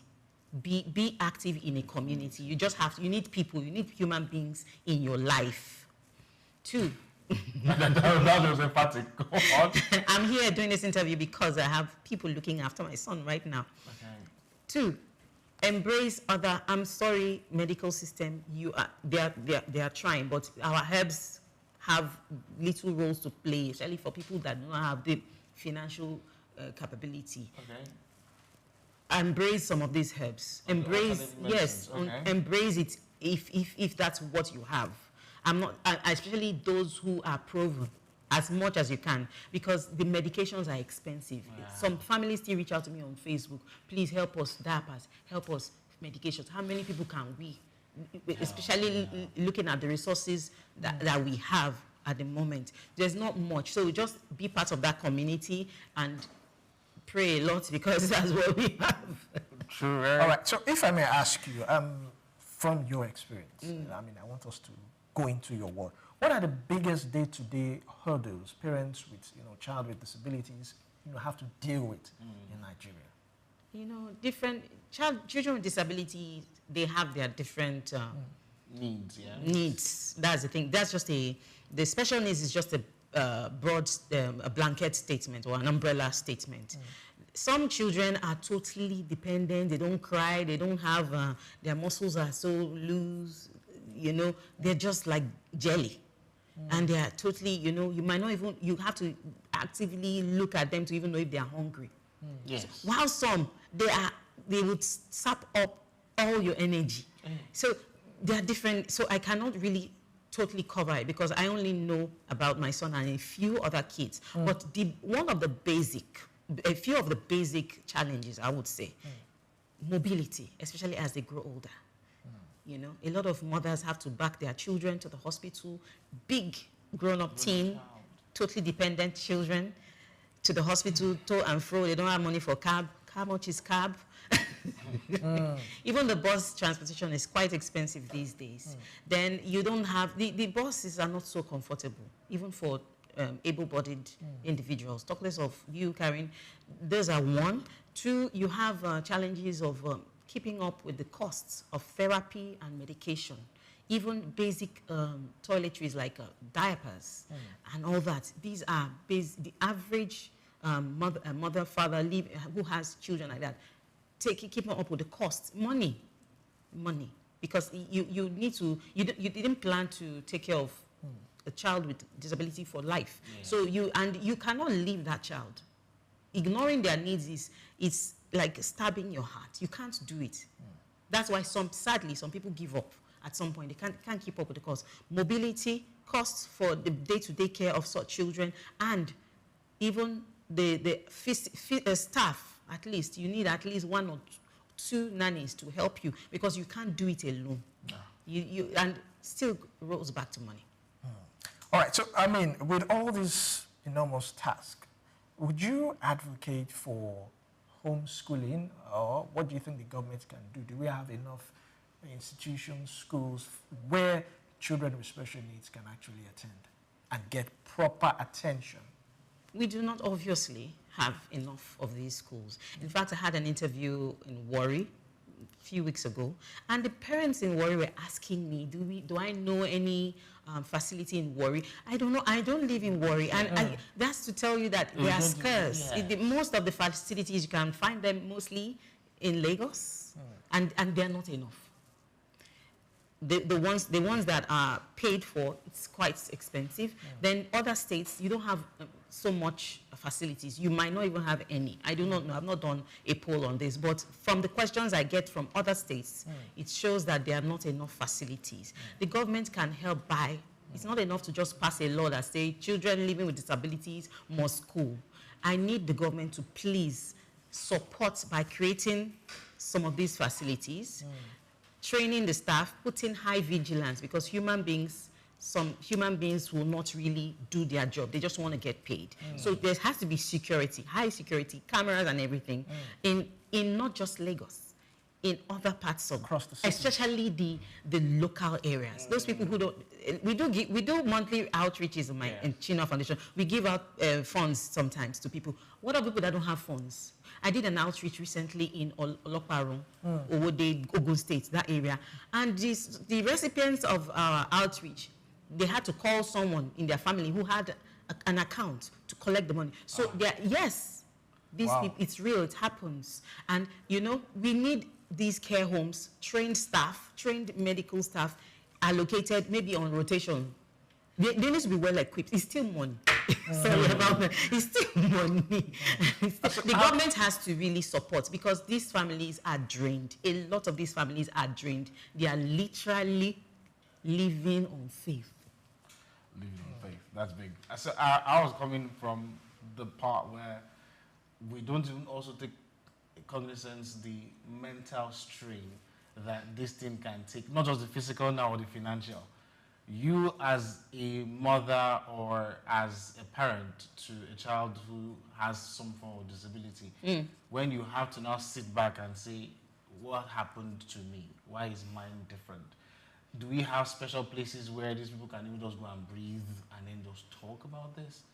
I mean, you're a mother in this situation. I know your first, I would say your first song, but I think that song was the one that became so popular. Yes. Came out because of the situation. No. That song was an imagination. It was 2010. I gave birth to my son in 2016. Go on. Okay. So, I mean, I thank for that clarity, because a lot of people mistook that song to be, you know, okay. Yes. Thank you for that clarity. It's okay. But having something like this happen and then it affects your mental health or your creative health. I mean, how do you deal with that part? You have to find joy somehow. I'm fighting every day. And I know it might be, don't feel bad when I say, because sometimes when I advise some mothers, I reach out, because we have a platform on Facebook, Special Mothers, and we chat sometimes. And I'm like, you have to find joy. You have to find joy. They say it's not easy and all that. You have to look for a way to find joy. I find joy in my music once, apart from my son now. I love him. Then I told myself recently, I'm going to sing no matter what. It wasn't the most convenient time to release a new song. Yeah. But I said, I'm going to find joy. I'm going to look good. I'm going to do all I need to do. And it's going to only get better from it. So you have to find joy in the way you can. And you need people that support you. You need your own community. It is your strength that is amazing me. The way you talk passionately. You have to, because if you don't find joy, it can take you away. One of the mothers in our group died. Sorry, I'm not supposed to use that word. I don't know if this is TikTok. It's fine. We lost one of the moms in our group. She was stressed, taking care of that child, till she left the child. And now, I do not know if that child would receive as much care when the mother was alive. So you have to find joy if you want to stay alive. You have to fight for it. And I'm literally fighting for it. Even right now. It's not the easiest thing. I love the fact that you're living what you're preaching. You know, there's some people who tell you, I'll say what I say, I don't do what I do, but you literally live in it. You've got this challenge that is up now on TikTok. TikTok challenge, the Merry challenge. And I knew it came around with the whole season. And I saw one of the videos that you did, and you were so excited. And in my head, I'm like, God, if people could have the same energy that she has, perhaps a lot more problems can be solved, because you resonated joy. Essentially, I watched the video and in my head, I'm like, if people knew that she probably has to go back home to go face a reality, right? And pardon me, I don't see it as a problem. No, but you are an exception. I'm sorry, I see that. Like, anybody who knows you and knows your story will like, how does she pull it off? How do you pull it off? It's two options. This child will make you lose your mind, or this child will make you live twice a human life. I'm singing for me and singing for my son. Because I thought, before I gave it to my son, I thought I'll teach him how to sing. I thought I'll teach him to draw. I thought, because I draw, I do crafts and all that. I thought my children or my child would have some of these. Yes, and I would pour in, actively. And when he came that way, I realized he's not going to learn these things I know. So I'm going to do it twice. I'm going to sing twice. I'm going to hustle twice. I'm going to do everything twice. Because I want him to experience a beautiful world. I don't want him to suffer. I don't want him to have to go through certain things. So I ensure that he's, at least, I can't heal him, but I ensure that his nutrition, because he has fresh skin, it's for a reason. Yeah, we can see the pictures, yes. You know, okay. You don't have to choose one. You choose to be broken. I'm not a motivational speaker. I used to hear these things, and I could have never been motivated by any motivational speaker, no matter how talented they were. Not because they were not good enough, but because it couldn't break through. This thing broke through into my soul. It's life or death. You have to live with this child or this challenge, or you die. So I want to live. So it's a choice you have to make. And now I can't tell you how to practicalize that choice, because we have different realities. I live in certain place, you live in another place. I'm a single mom, you may be married, or you may be, I don't know where your situation is, but I know the basics. You need a community, you need people, you need one or two hands that are in your physical space. Yeah. I don't know if you need to become a clown, just do it and get things done. I'm doing all this, I'm coming back to music because I know I need to hustle more. I need to hustle more, I need to reinvent myself, I need to come back to now. I just threw away that false notion that you can't do it again. You're already 42, going on 43. You can't sing it. I said, you know what? Some women are making it in their 60s and 70s, and I'm coming back. All right. So, how crucial is early diagnosis, and what structures really need a boost to make it happen? Early diagnosis is important, very, very important. There are some, stitching time saves life. There are some things that can be salvaged if noticed earlier. Like when you have a child in their early stages, certain therapies work better when they're still young, before they muscles really tighten up completely, all those back slabs, all those things, the physiotherapy and all that. And some of them are slow learners, not necessarily that they cannot learn. So those therapies are a kind of repetitive treatment to help the child realize a pattern. So the earlier, the better. So it's important. That's why when he was still a baby, we used to go often to the hospital. This was part of it. Although I would say it's not still enough, because the cues alone, and there are not enough hands on ground. It's not, that's the truth. But still don't give up. Whatever access, therapy you can access. And again, mothers, some of us, we learn these things. You just, you learn some of these routines to at least, or you get, if you can afford it, get your own therapist to come home. I think that's even better, because well, I live in Lagos, so I'm thinking of traffic, I'm thinking of all the chaos on the road. That's why I prefer a lot of home. So if you can afford it, get therapists to come home, attend to your child and go. But if you can't, be part of the system. Look for a school that will accept your child. Some schools will say they accept, they don't accept. Look for a school that accepts your child. Get a stay in, if you can afford it, stay in nanny with the child at school. And it's a graduate. It's not cast in stone. We are not stuck here forever. There was a time you cannot even say you had a special needs child in this same Africa. In fact, albino. So we are not stuck here. It's something, I know it can only get better if we put in the work. All right, so it's a whole lot to digest in, and I'm trying, which I cannot do, to put myself in the shoes of these parents, especially the mothers. It takes a whole lot of mental stress. So I'm thinking, do you think there should be some sort of facility, support groups that women, can come together and encourage, because we don't know what the next person is going through. It could be stigma, it could be this, it could be that, but a support group that they can all come together, probably a therapist might also be involved, to just encourage women and, keep them going. Yes, we do that. We actually do that. Not enough like I would want to. In Chino Foundation, we have Special Mothers Forum. We meet once in a while physically, and we do that, but not as I would want. But I think people, instead of waiting for that one big I think in every community, it doesn't have to be 500 people. It could be 3 women, it could be 4 women. Just come together and do something. Come together, do something. Why? Not because we don't want that big help, or we have given up on the big help. It's just that while you are waiting for that big help, you have something that can keep you going. When we newly started having our special mothers meetings once in a while, maybe Chinua has a birthday, the special mothers will meet with their children, stuff like that. Or maybe the Christmas period, special mothers will meet. We're even we'll meet, God willing, this in a few, before this December runs out, we'll meet, although not on the large scale that I would want it. We'll meet, and before the big one comes, those little meetings, like one of the mothers, she had almost given up on that child. When she came for that meeting, just a small meeting with like 5 or 6, that's when we went to Igbobi together. And all right, so we'll go on a short break, and of course we'll be right back.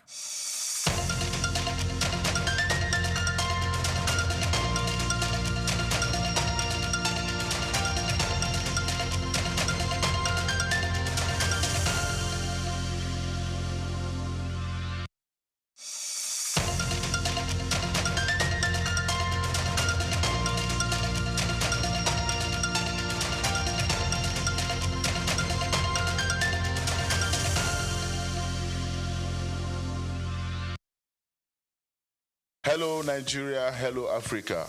Yeah, this is Sound Man. Keep watching SOUQ News. My name is Babalola from Excel LED. Keep watching SOUQ News.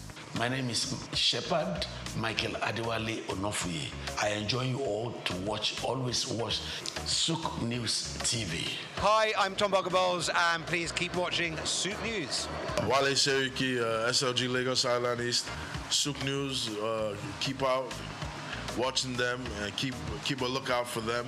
They're up and coming, and we're proudly to be affiliated with them. You alone where they make me go crazy. This your love in the cool of my brain.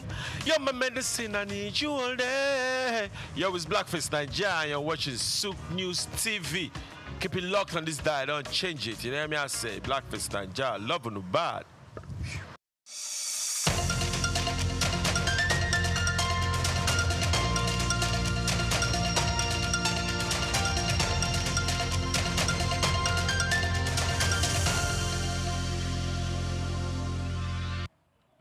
Welcome back to Just Africa. We're having a very powerful discussion, of course, with Joy Odiete, fondly known as Jody. And we're talking about music, motherhood, and, of course, advocacy. We do apologize for the break-in transmission, but don't forget to drop your comment, like, and share.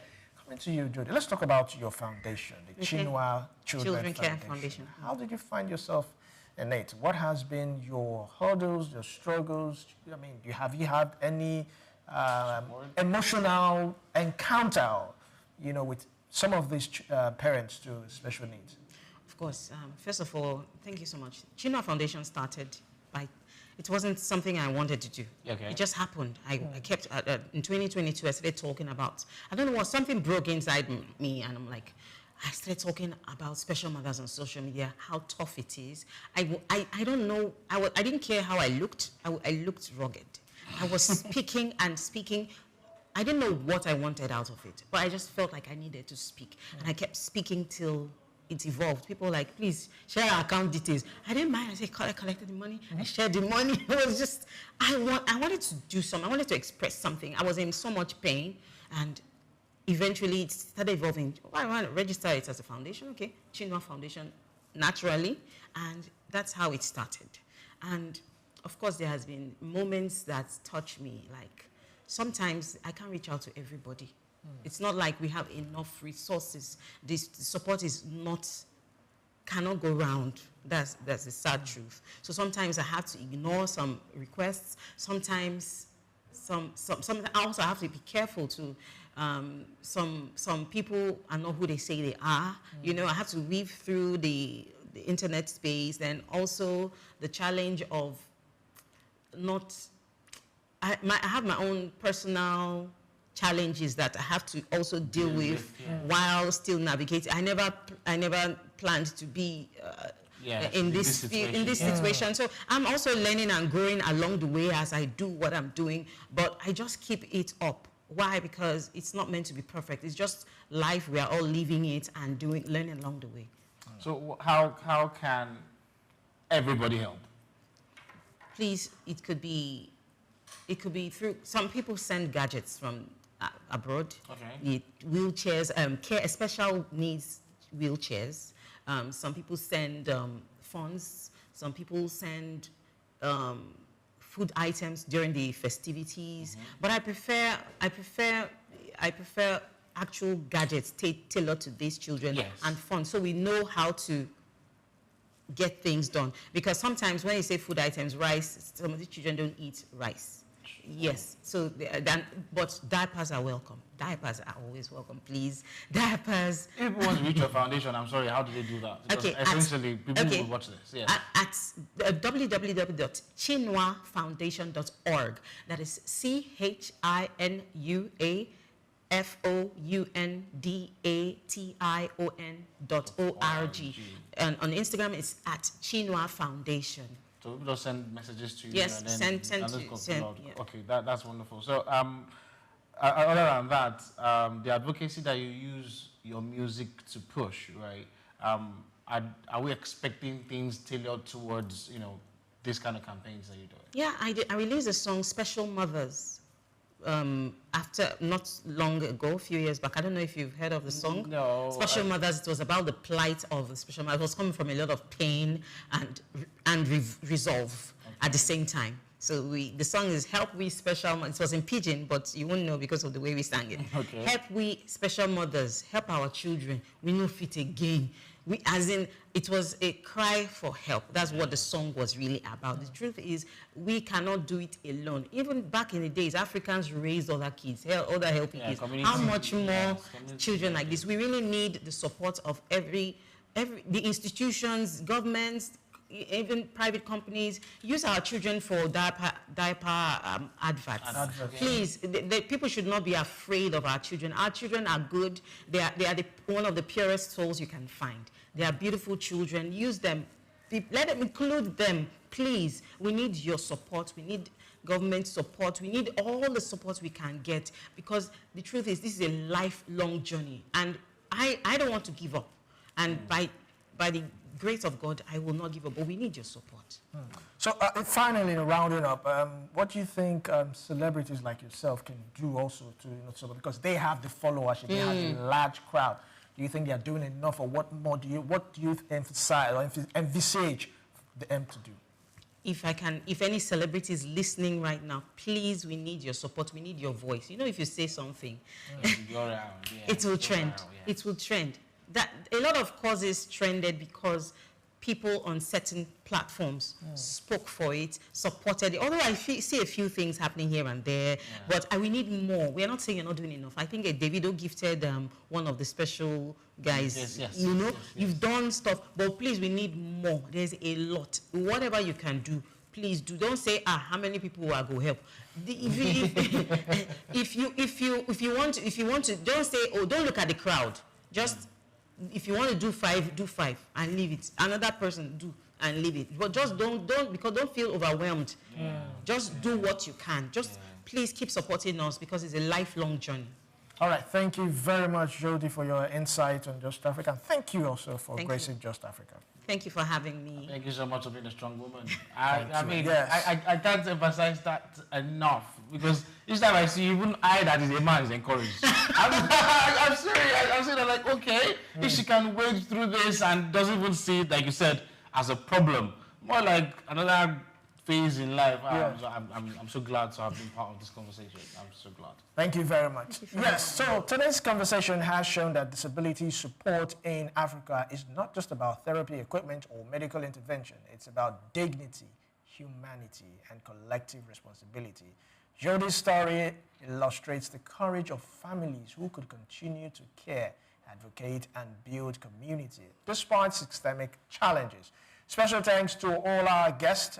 It's been a whole lot today, starting from Samuel Ogbonaya, of course, to Joy Odiete, fondly known as Jody.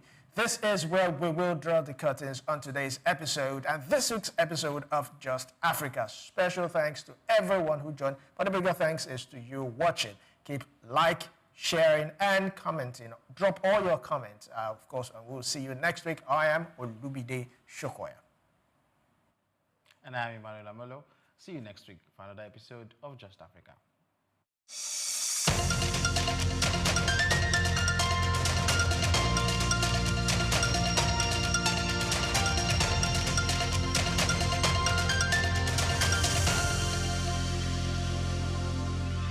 At the Africa Development Studies Center, ADSC, we are committed to driving sustainable growth and development across Africa through innovative training and research.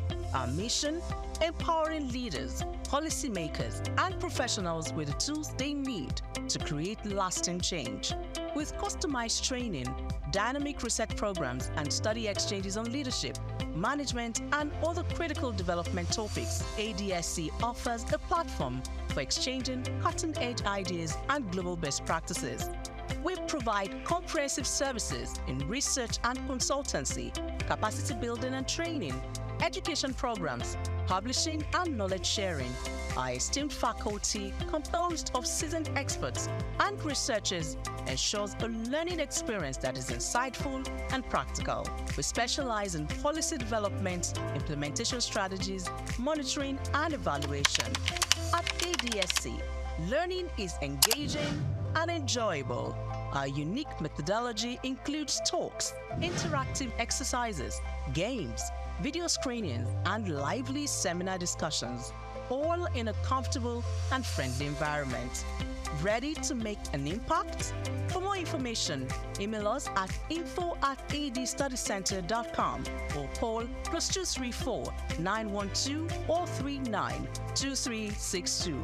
Visit us today at www.adstudycenter.com to explore our programs and upcoming events. Africa Development Studies Center, rethinking development for Africa. The rise and fall of Nigeria Airways is a story steeped in mismanagement and missed opportunities. Established in 1958, Nigeria Airways, the national carrier, initially soared as a symbol of national pride. However, a series of missteps led to its unfortunate demise. In 2008, financial mismanagement became its Achilles heel. The airline became bloated with an oversized workforce, hemorrhaging money on profitable routes while neglecting crucial safety maintenance. These issues stemmed from a lack of transparency and accountability. The government, as the majority owner, failed to implement proper checks and balances, allowing mismanagement to foster. Weak regulatory oversight likely played a part as well, with instances of impounded aircraft due to unpaid debts and safety concerns raised by international bodies. Ultimately, the crippling debt burden proved unsurmountable, forcing Nigeria Airways to cease operations, leaving a void and a valuable lesson for the future. This lack of transparency and accountability isn't unique to state-owned airlines. Several privately owned airlines have also suffered the same fate. Effective corporate governance, including robust financial management and adherence to safety regulations, is essential for any airline to succeed. The broader lesson here is the critical role of corporate governance in the aviation industry. Effective management, robust financial strategies, supportive economic policies, and modern infrastructure are crucial for the growth and success of airlines. Addressing these challenges requires a concerted effort from both the government and the private sector to foster a conducive environment for aviation to thrive. Corporate governance is a multifaceted discipline that encompasses a wide range of processes, customs, policies, laws, and institutions that influence how a corporation is directed, administered, and controlled. The primary goal of corporate governance is to enhance economic efficiency with a strong focus on maximizing shareholders' welfare.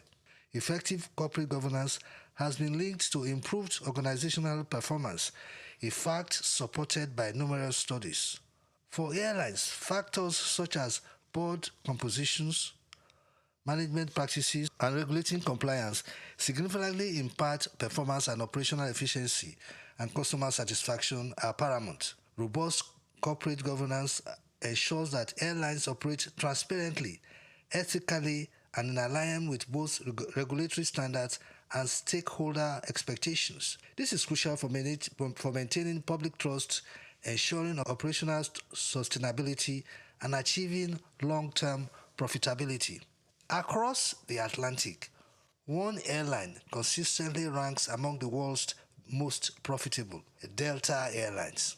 What propels this country to such heights? The answer lies in its unwavering commitment to strong corporate governance. Delta's governance structure is robust, featuring a strong independent board of directors. This board comprises individuals with diverse backgrounds, skills, and experiences, ensuring a wide range of perspectives in decision-making processes.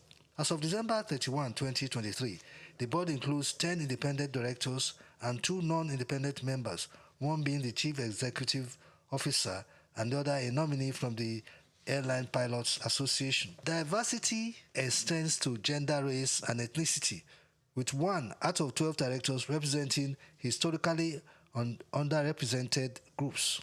Key committees including audit, corporate governance, personnel and compensation, safety and security, and finance play critical roles in overseeing various aspects of operations and governance. By bridging the gap between Delta's global success and the realities of the Nigerian aviation industry, a thriving future can be achieved.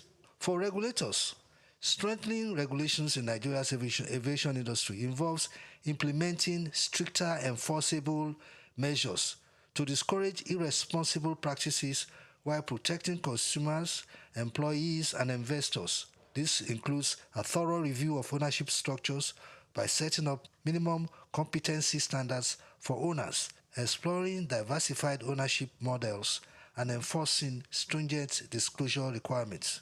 Regular independent audits should be conducted, extending beyond mere compliance to identify areas for improvement in operational safety and sustainability practices, thereby fostering a more robust and reliable aviation sector.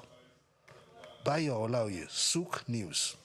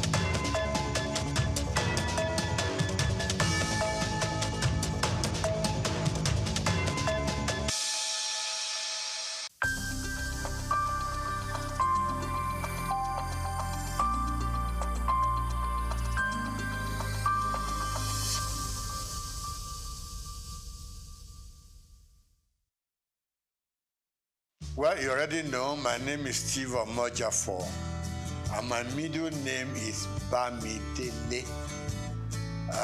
That was the name that my parents gave me at birth, because it was like they regarded themselves as not Lagosians. It is Providence that brought them into Lagos, and I then happened to be born here at Odo Street in Obalende. And in fact, we didn't go to Mercy Hospital then. There was a little home along Odo Street run by a very experienced nurse, Mama Nurse, that's what we, So I was born in that little place and grew up from there. Like I said, my middle name is Bamidele. My parents probably said, well, we have had you here, but this is not home. As at that time, you will go home with us. No problem.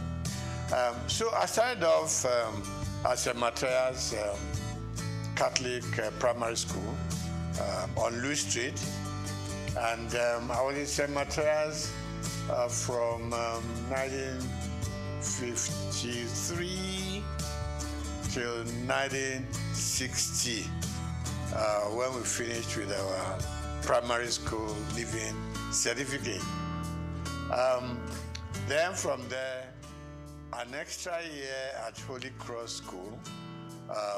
We needed that extra, they call it prep class. Prepare yourself to go to the secondary school. And from Holy Cross, for 1 year, I moved on to St. Gregory's College, Lagos. Now, growing up in Lagos was one of the best things that happened to us then. Life was good, life was easy, life was safe, life was like everything that a young man could aspire to. We went to school with scholars bus, which was virtually provided for free. When scholars bus was not available, it was fun walking from Obalende, firstly to St. Matthias, and then from there to St. Gregory's College. Life was good, life was safe. You could go out any time of the day. You could play from house to house. Parents knew each other very well. And so, in fact, when you were late somewhere on your street or in your neighborhood, you could sleep there because they would send a message to your home that Dele is here, so don't bother. The next morning you wake up, have your bath, have breakfast, return to your home. There was this community life that we all lived. Parents could discipline children of their friends, okay? Not like these days, you dare not touch any other child. The parents will come and, do a battle with you that I didn't send my child to you to be flogged or to be beaten. So it was a very beautiful life. So went to St. Matthias, went to St. Gregory's College, and then from there to University of Lagos. We were brothers keepers. School was fun. Teachers were all there just to teach you. There was no messing around. There weren't any bad habits that people could be developing along the line, So that was my life growing up. So we were all walking through Balinde to Lafiaji, to Campus Square, to Tokunbo, Okekpokpo, So we were children of the neighborhood. We were children of the area. So I'm never ashamed to say I'm an area boy in Lafiaji. Today it has become a taboo, but then we were proud of our origin. We were proud of our place of birth, and we were proud growing up in the neighborhood. So today, still believe me, I get up on some Fridays, I just go to Lafiaji, I stay with the guys. Okay, not all of us were fortunate enough to go through the system. Okay, so those who, in quote, we left behind, we still, a lot of the time, we still talk to them. We still relate to them when there are problems that we could fix. We help out. Because, it wasn't their fortune to be able to have gone. I know some dropped out, on their own volition. But generally, we all like the idea of going to school. Some couldn't make it, but we still relate to them. We are still friends. So I'm not surprised I leave Holy Cross Cathedral and I just hear people call me my names. And I know these people are those who knew me when we were growing up.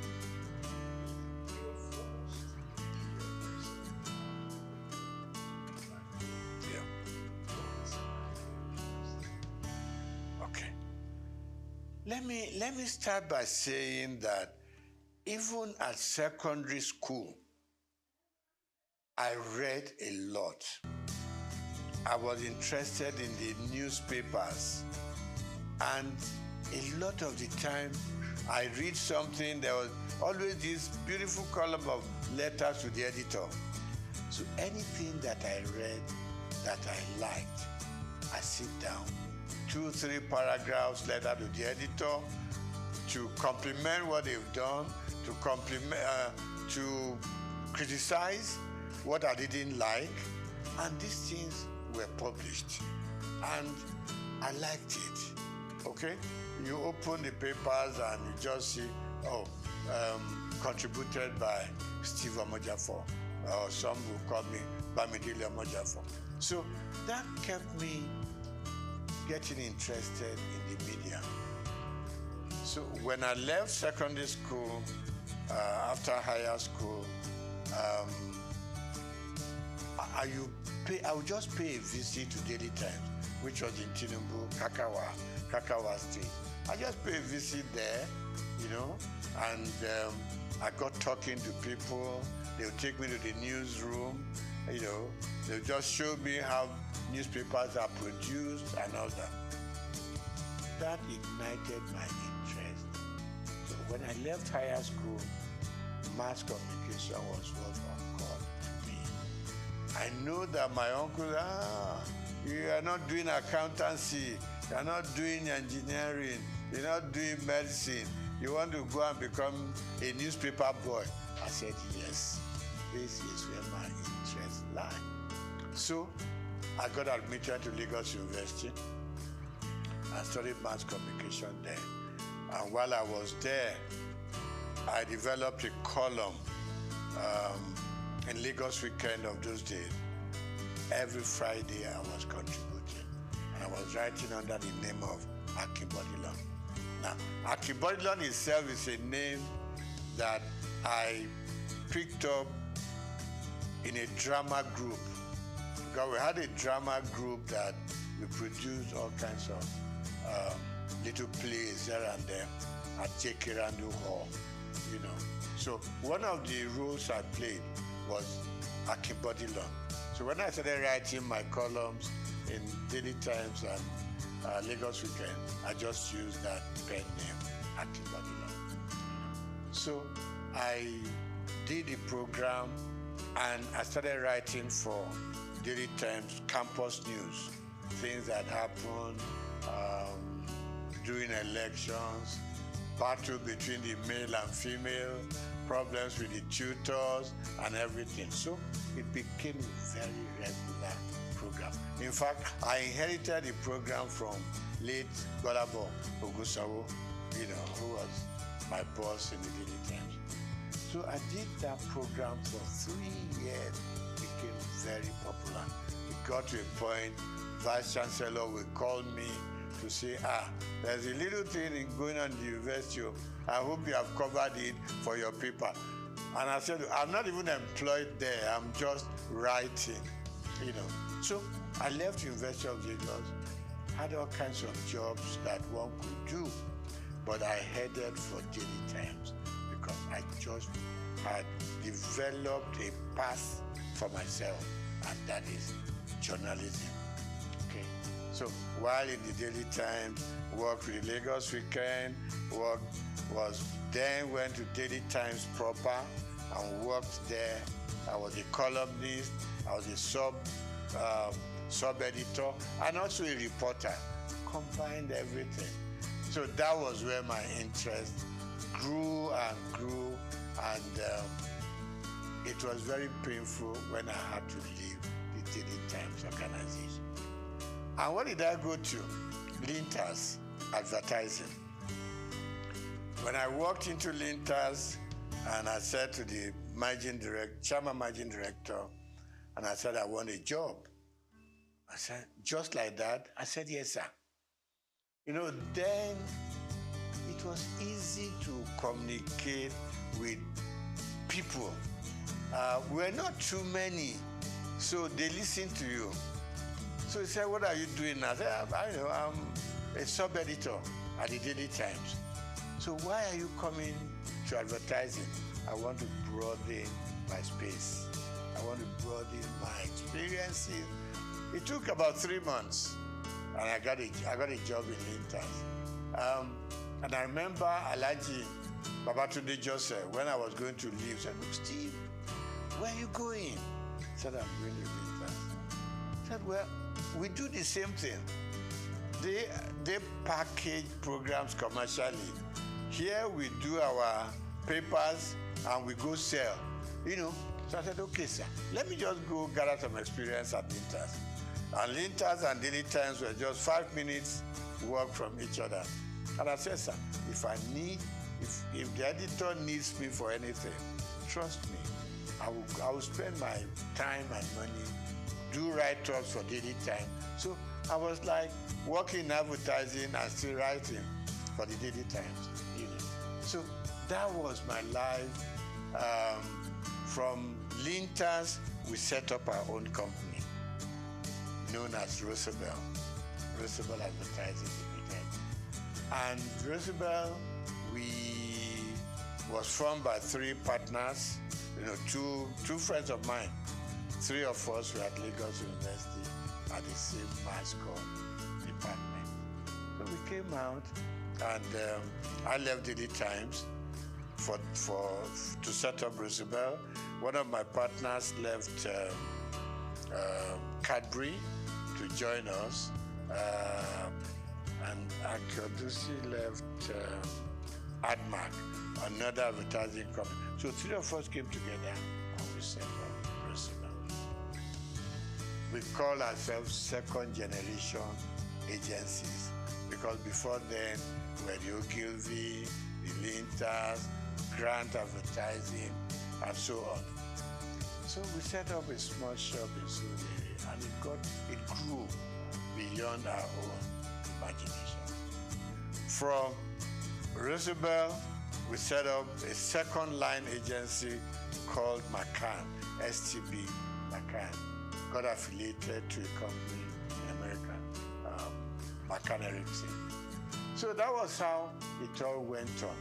Now, I didn't do banking, and I didn't work as a banker. The interesting story is that one day, while still at Roosevelt, no, STB McCann then,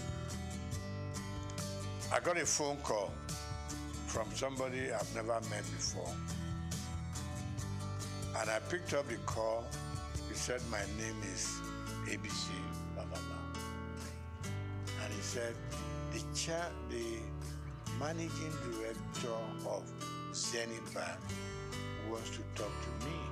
So I said, okay, there's no problem. I know I'm not owing any bank and all that. He said, no, he just wants to talk to you.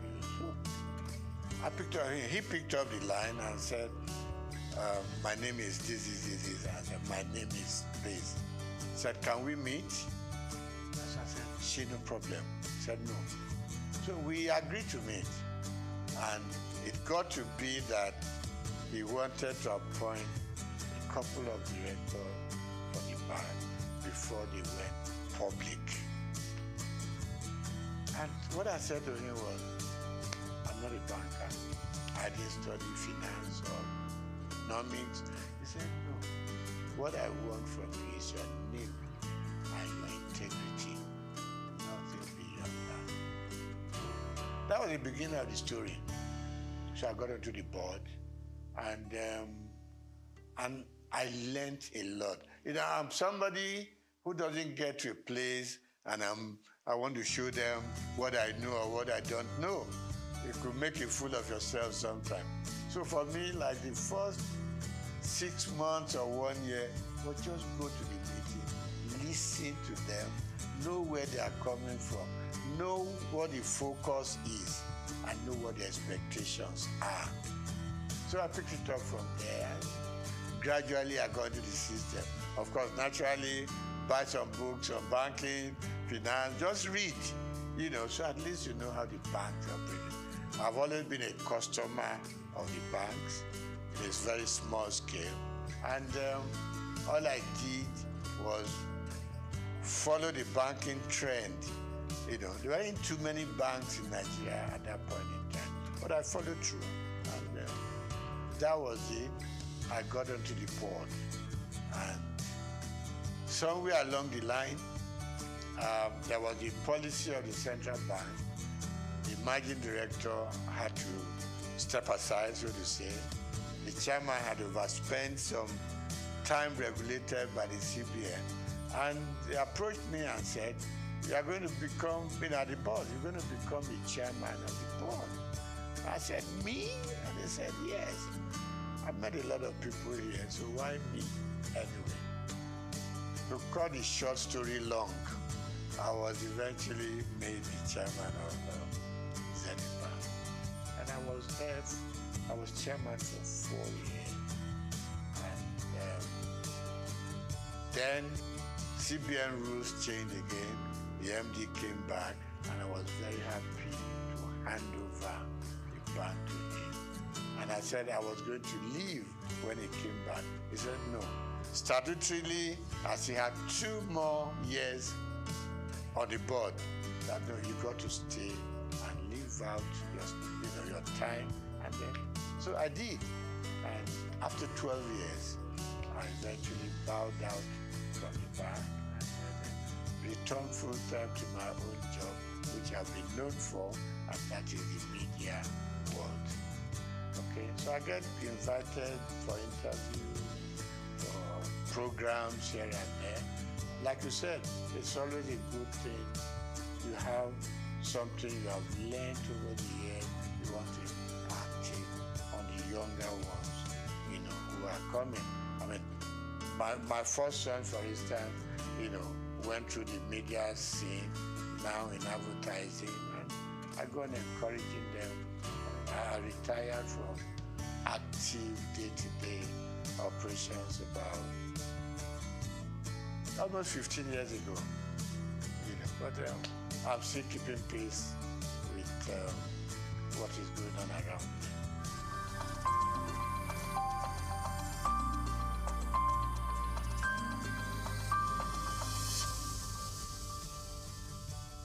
Yeah, I mean, the society is very dynamic. There's been a lot of changes over time. I mean, I look back to during my own time in the newspaper world, and I can count just about 4 or 5 newspapers then. Okay, Morning Post, Daily Times, The Express, and a couple of others. So we knew each other. We knew the practice, we exchanged news information, we exchanged, I mean, if you had a news that was breaking, you want to call up colleagues from other papers, we all go there as a team, right? Because stories will be written from different angles, no matter what you do, So, newspaper was great. And it was so good. In the morning, your byline was there, and people were trying to reach you, about the quality. Quality was good. Quality was good. And there wasn't too much of freelancing in those days, in the newspaper world. So you were either fully employed or you didn't belong. Same thing for radio. I mean, for instance, television I didn't do much about. While in journalism and in newspaper world, I was writing for radio, okay? Interesting stories. I had, there was a name to this program, the Oddities, Odd World. So we were picking up things that were odd. People didn't imagine what they were. It's not something that was very common. So we went on doing that. So newspapers were growing, radio was growing, television was growing, and out-of-home media was also growing. And talk about the dynamism of the system. Suddenly, people were now going out of buying a newspaper every day to sit down and hold it in front of you, trying to read from beginning, from cover to cover. Other forms of communication came on. With the advent of mobile phones, things began to change. In our own time, it was the phone you put on the desk and you were dialing it, A lot of the time you could never get across, okay? Suddenly, mobile phone came onto the scene. And news coverage was transformed completely from what it used to be. Okay? So now people on their phone could reach out, you could touch Germany, touch America, touch all parts of Europe, just sitting down in your office to gather information, gather news, what is new, And then, of course, we now had more television stations, no longer NTA alone, okay? Now, with the news stations, things were just expanding. Things were broadening up. and news gathering became something new altogether, and everybody was heading for a new phenomenon altogether. So today, you don't have to be a big guy to be able to tell your stories. Little children tell their stories, females tell their stories, you know. So really we have moved from the days of waiting to read your newspaper to gather your news. Now, with your phone on your palm, you could do wonders all over. But of course, standard also, in some areas, standard will improve. In some areas, standards will go down. Because the multiplicity of media sources create problems. The kind of quality control we used to have in those days was disappearing. And people can build up stories without even being there to know if it is factual or not. So of course, the turmoil that we are going through in the media space now is better imagined. But I still believe that for those who have structures like the one you are building up now, will enable people to know that you've got to check, you've got to cross-check, okay? We have laws that control what we say, what you do, what you publish. Of course, they are not as rigid as they should be, you know? So, in terms of content these days, you have to ensure that you check your facts before you can believe, you know, what they are saying or make any sense out of them. So really it has become all commerce affair. And this is not going to be the end. The explosion is going to continue.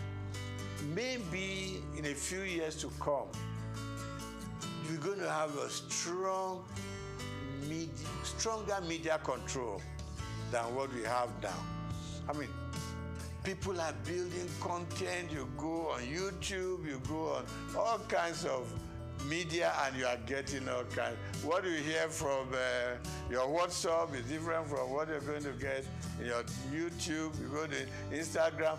People are selling themselves with all kinds of stories. So really, for me, we've gone through the era of sanity. Yeah, and I hate to say, we've gone into the era where anything you can think of, say it, write it, do it. And for the consumers, it's like you either take it or you leave it. But it's good that we can now reach out much, much widely. Thanks to our mobile news. You talk to people in any village in Nigeria, and suddenly one thing that didn't grab us so early was you open up your Google map, and you don't have to stop people on the street anymore. Show me where I'm going. Just go to the app, and it leads you to the front of the house you are going to. So we have a lot of improvements, and I think it's going to be improving some more. All we just need to watch is to ensure that we remain truthful and we remain factual, so that we don't mislead people on the street, particularly people in the rural areas. One day you just see everybody running helter-skelter because somebody posted a news that is not correct. So we need to watch that and put some more control. But I like the growth in the media space.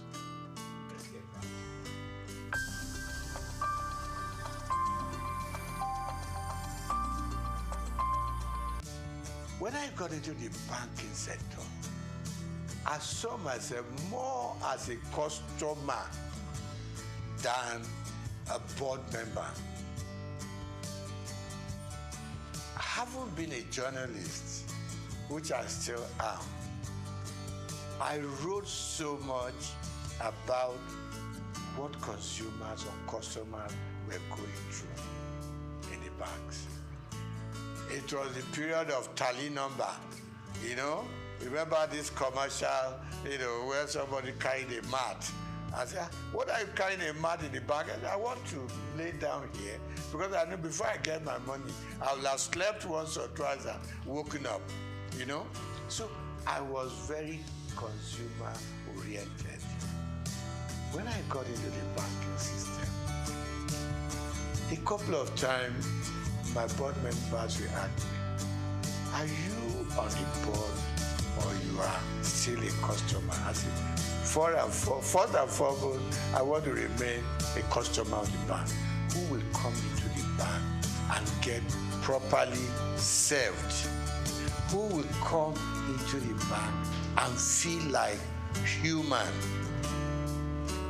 who will come into the bank feeling important, because it's your money in the bank. Even if it's only 1,000 naira, it's your money.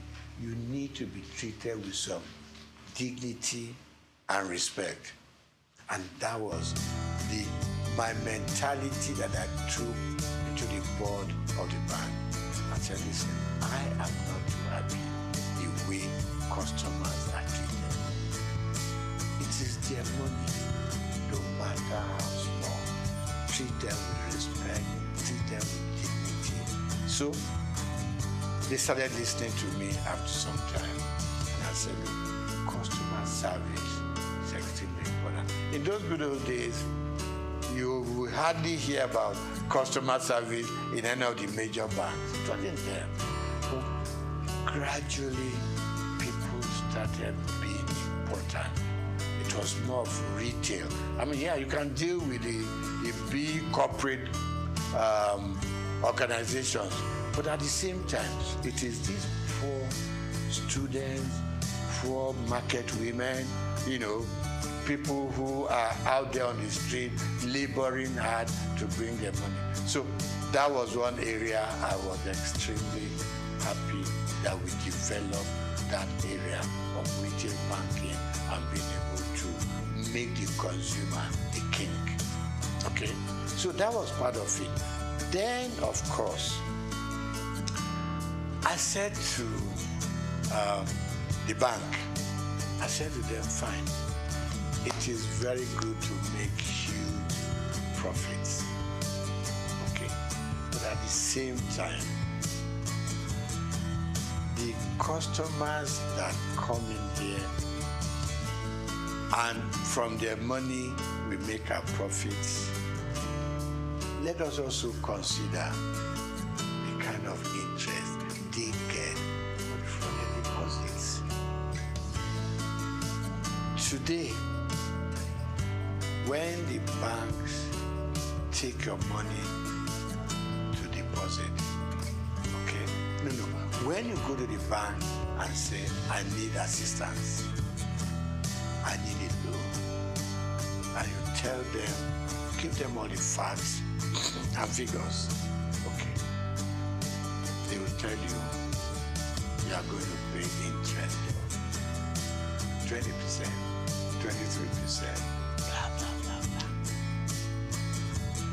When they take your money to put in the bank, they give you an interest of 2%, 3%, 4%. And I just couldn't live with it. I mean, if you are giving me a loan, you're charging me so much. When I put my money there, it's also a loan to you. Why will you leave me with 2 or 3%? And I thought the system wasn't quite right. It was too skewed towards the bank than the customer. So I met a lot of pushbacks, you know, in that area. And I must just say, it's an area I think government should still be interested in. I mean, in the civilized world, interest rate hovers between 3%, 5%. In Nigeria, it goes as far as I mean, maybe in Africa, not just Nigeria. You know, I know we are developing, but at the same time, let's develop together. You know, for both those that we are taking in their money and for those we are giving money to. So there be some level of balance. So I really worked hard in that area. I may not have fully succeeded.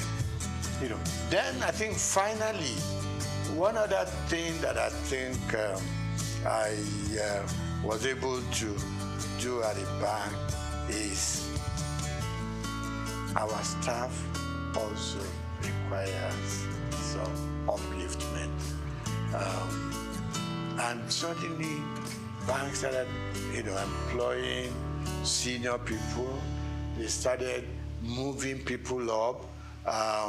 They look more at the system now than just ownership.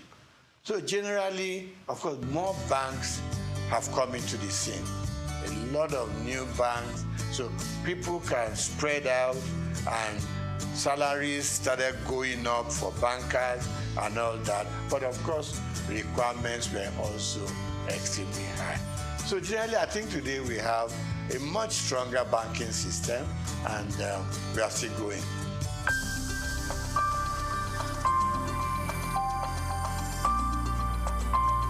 Now, the banks for a long time have been let loose to do whatever they want to do at the disadvantage of customers, like I started off with. Now,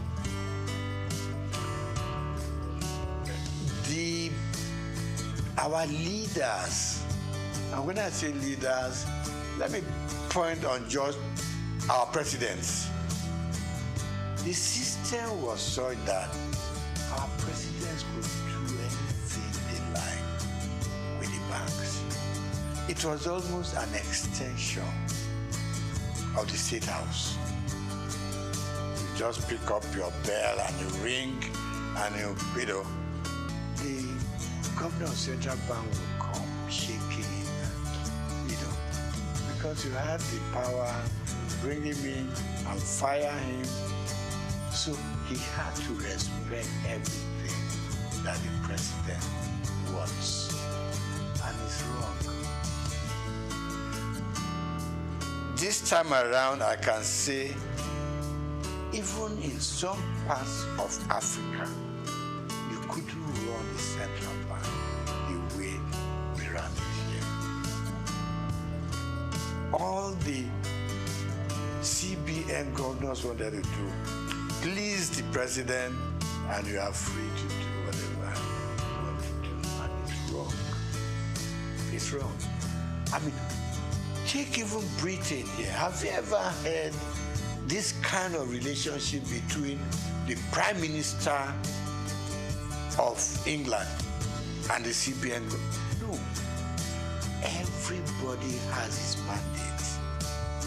In places, in climes like that, the president doesn't call up the central bank governor. Go and do this. Go and do that. Exchange rate should be done. Change your policy to be done. I mean, that's part of the problem we've had in this country. So the last government and their CBN just ran this country to their whims and caprices.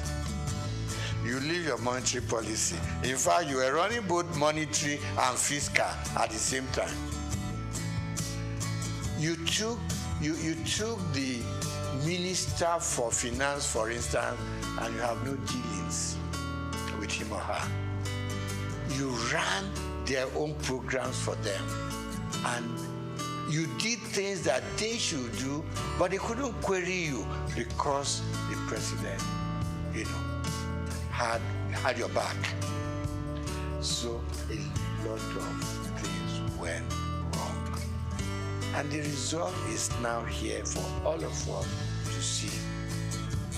So what, I mean, look at the changing of our redesign, what they call redesigning of the currency. Now we know there are so many ways you should have done it. But we put politics and added it into our financial and monetary policies. We wanted to do it specifically to change the course of history. And it is wrong.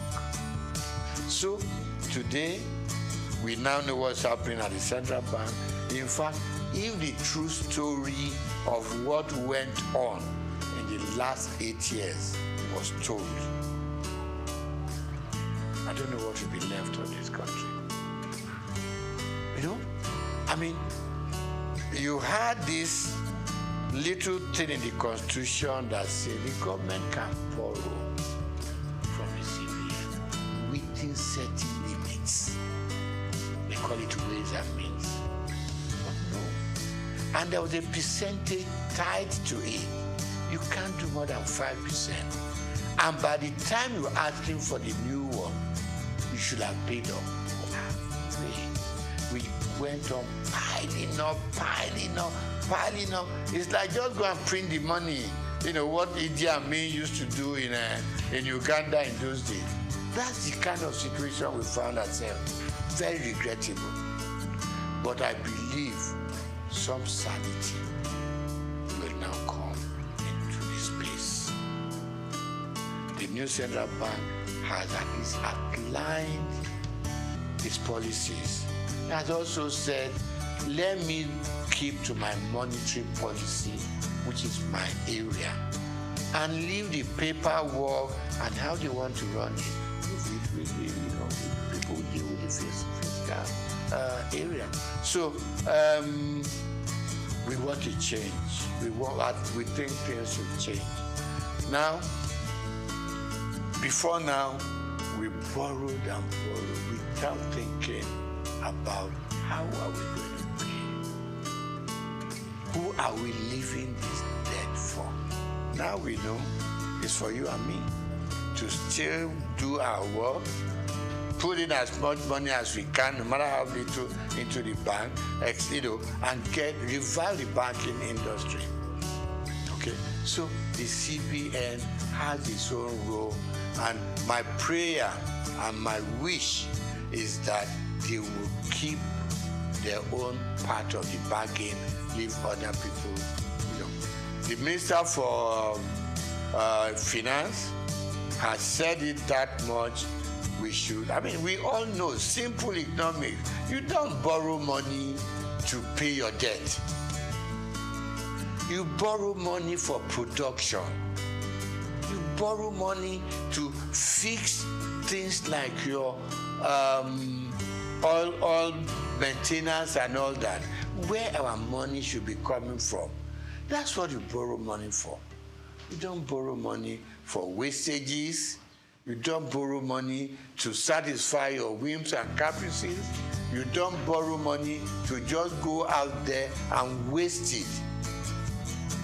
Now, you borrow money to pay back your debt. At the end of the day, we are back lower than where we started off from. So really, my appeal to both the president and his cabinet, particularly those that do with finance, give them some room. You put them there because you think they know what they're supposed to do. Give them the space. If it goes breathing down their neck, at some point, it will just be, President said so, President said, even things that the President did not say, President said so, and it's got to be done. And we are running a country, even when you run your home, you are able to sit down with your little income and plan. Every day we are being told, if you earn this much, use this little bit, keep the rest in the bank, because you never know about tomorrow. So that's where we found ourselves, and I believe that if everything goes right, we should see massive changes from what it was, the last 8 years. We need drastic changes in the system.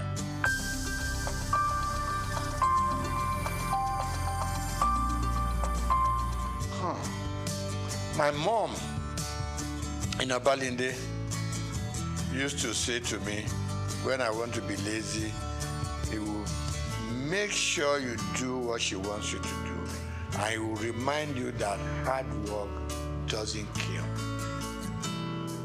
It is laziness that turns you into an inconsequential human being with no sense of direction. We grew up learning hard work, both in school and out of school. I, for instance, hawked on the streets of Lagos with my mom. You leave St. Gregory's College, now not primary school, St. Gregory's College. You come back. My mother was a textile seller. Got it, probably went to Balogun, pick up. When I come back from school after my lunch, get a basket full of cloth, which I put on my head, and we go from street to street. My mother's carrying her tape rule and another measurement stick, and we'll go around Obalinde, Igoshere, Bamboshe, Oshoji, and we were selling. From there, she graduated to owning a shop in Balogun. When I leave school, I was her accountant, so to say, bookkeeper. All the things they sold, I make, keep the records and everything. I helped her take the money to the bank. It was Barclays Bank, what was it called then? Yeah, Barclays Bank, before it became Union Bank in Balogun. So I've learned how to trade. I've learned how to make money. I've learned how to deal with customers. Plus that, I was also a bread seller. Somewhere along Strachan Street off Igoshere, there was a big bakery owned by the Lawson family. To be able to get enough bread, you got to get there between 5 and 6 in the morning. Okay? So let me cut it short. We learned to work hard. And that working hard continued with us up till where we are today. We also were very straight-minded in terms of what we wanted to be. We played pranks, so we went out to play football, we went out to, to play with the girls and everything. But at the end of the day, you returned home. And our parents didn't spare the rod. They didn't. You came back later than expected to. They would lie you on the floor and dealt with you. So the combination of the kind of upbringing and the kind of training we went through home probably kept us where we are. And like I said to you before we started the interview, you knew that if you finish your primary school, secondary school is the next thing. If you finish secondary school, you don't know what you were reading for. Not until probably when you got to the university, did it occur to you, okay, I'm going to choose a profession. But all along, we just did it because that was what the system and environment asked for. So, secret of success, hard work, hard work, hard work.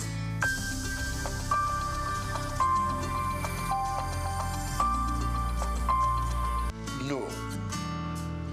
I had a father who was very finicky about appearance.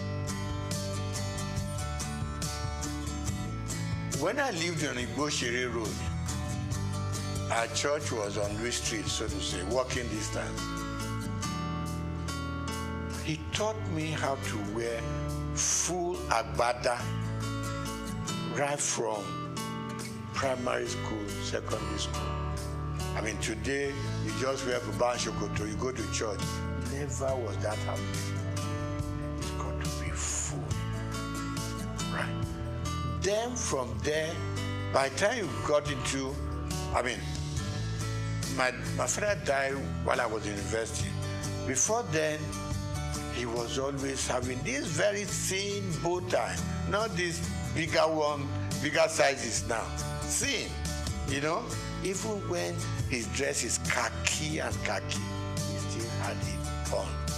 So I admired him, but initially I was on my long time, up till a point, and I look back at some photographs we took when we were in the secondary school. And I thought, no, let me go back to those old days. Some people tell me it makes you look old. I said, I don't mind, you know. But these days, I have just acquired that fashion taste, you know, which has suddenly become my, what do you call it? Become what I'm known with. And I enjoy it. And I encourage people, once in a while, put on your bow tie. It makes you look good, makes you look impressionable, it makes you look a serious person, and it makes people take a second look at you.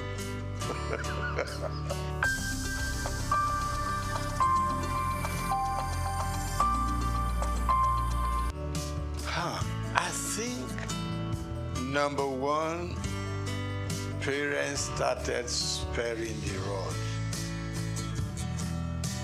Call it civilization, call it growing up and all that. Parents started sparing the rod because they always whipped us to shape. You knew what was expected of you, and you did it. Because if you didn't do it, your punishment is waiting for you. But as we grew up, I mean, you probably will ask me today, do I use the rod for my children, for instance? And the answer is no. And why it is no is that these days the children look up to you. They are more exposed than what we were. More exposed. They know what daddy does. If you show them a bad example, they will repeat that bad example. If they know that when daddy wakes up in the morning, before he goes anywhere, he needs time to say his prayers. They too, unconsciously, will copy you. If they know that when dad goes out, he comes back certain time. It doesn't come in at 1 a.m., 2 a.m. Subconsciously, they too will know there's something that this old man sees that doesn't make him go out all night. So they copy from us. But then, like people say, I don't know how correct it is, that these days people are so busy looking for money. They're all over the place. They abandon the home to nannies and housemates and all that. And the children a lot of the time are on their own. But people like you and I, for instance, probably had housemates in the house. You see, but the work that the housemaid does, we were also made to do it. Right? Washing our plates, staying in the kitchen to see how things are prepared. They took us through it, even if you didn't have to do it yourself. And that's why you and I are what we are today. But for the modern young families, most if there's some money to back it up, no, the children don't touch a lot of housework in the homes. They can go out when the time they like. They can wear, you know, I mean, you see some little young girls and what they wear In fact, even to the church, you want to ask yourself, where did their parents go to see what the children are wearing? Particularly the female. Even the guys wearing what they, think they don't use the belt, the trouser would just be somewhere on their hips and all that. Yeah, I mean, we want them to express themselves, but within control. So, wrapping up on that, I'm going to say, yes, we grew up under stronger control. Today's parents are so much in love with their children. They don't want to make them unhappy. You don't want to, pick up a stick and hit them. But I don't quarrel with that. But please be there for them when they need you. And don't be scared to talk to your parents. To talk to your children. No, we should never be scared to talk to them, because they are not going to take us over. They are our children. So what you don't want them to do, communication, extremely important. Talk to them. Let them, because peer pressure is extremely strong out there. They're mixing with so many guys from much even richer homes who have more to spoil their children with. Now you are a moderate family, your moderate children have to mix and relate and go out with guys with stronger economic background. There is, there is some disconnect there. Let's bring our children closer. Let's talk to them. A lot of parents don't talk to their children, and it's not right, because the more you talk to them, the more they have that empathy for you. They know you care for them. They know you, because you have been moderately successful, for instance, they too want to be successful like you are, and all you are saying to them, follow my footsteps and you may not go wrong. And don't make wealth, money, the thing that should govern your homes. No, don't spoil the children. Give them adequately what we all need to survive, and they will survive. In those days, while all you needed to take to school was 1 shilling. Okay, you still see children from rich homes who came with £1 and stuff like that. But let's be contented. Let's teach the children to be contented with what we have. Families are growing, society is expanding, and we can reach out to any part of the world. Now, we need to bring them closer to the home.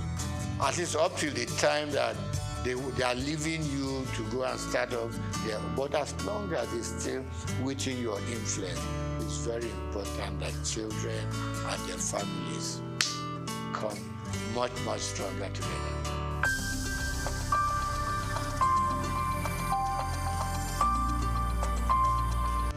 I'm going to start with sports. I was an avid squash player. Okay, back in school, a bit of football, a bit of tennis, and all that. But when I started growing up seriously, I loved squash. And I played squash until I was over 50. Okay, and the doctor said, slow down on squash. So today, I do my swimming. Okay, I still do my swimming 2-3 times a week. Okay, and then of course I walk. There's this thing that keeps on saying, if all you can do is walk for 30-40 minutes a day. Okay, and then of course I'm an avid fan of football up to today. I wish we could develop a local league so that I could slow down on my European Premier, Premier League sessions. So I love football and I love lawn tennis up to now. Now, favorite color, subdued. Okay. Hot colors frighten me. Okay. And if you have to do it, just make it minimal. When I pick my dress, for instance, you got to know you want the kind of shirt you want to wear to match the color of the tie you want to use, to match the color of your suit, so it doesn't run riot. So it's extremely important. And I say to my friend, just Google it. What color matches this and what color matches that?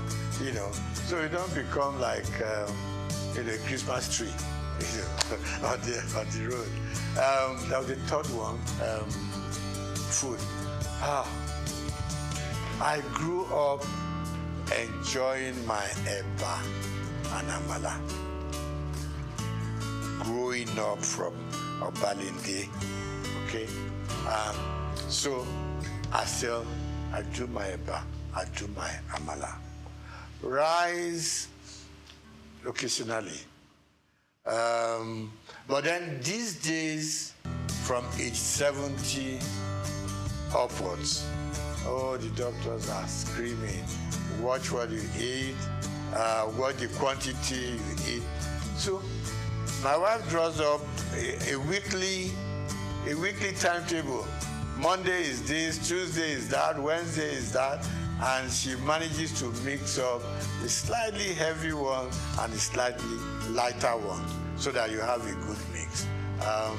With age, you cut down on a lot of things. Cut down on your booze, cut down on your champagne, you cut down on your wine, you cut down on your salt. In fact, it's like they're punishing us. But then they say that is the way to go, to be able to at least live longer and enjoy more of life.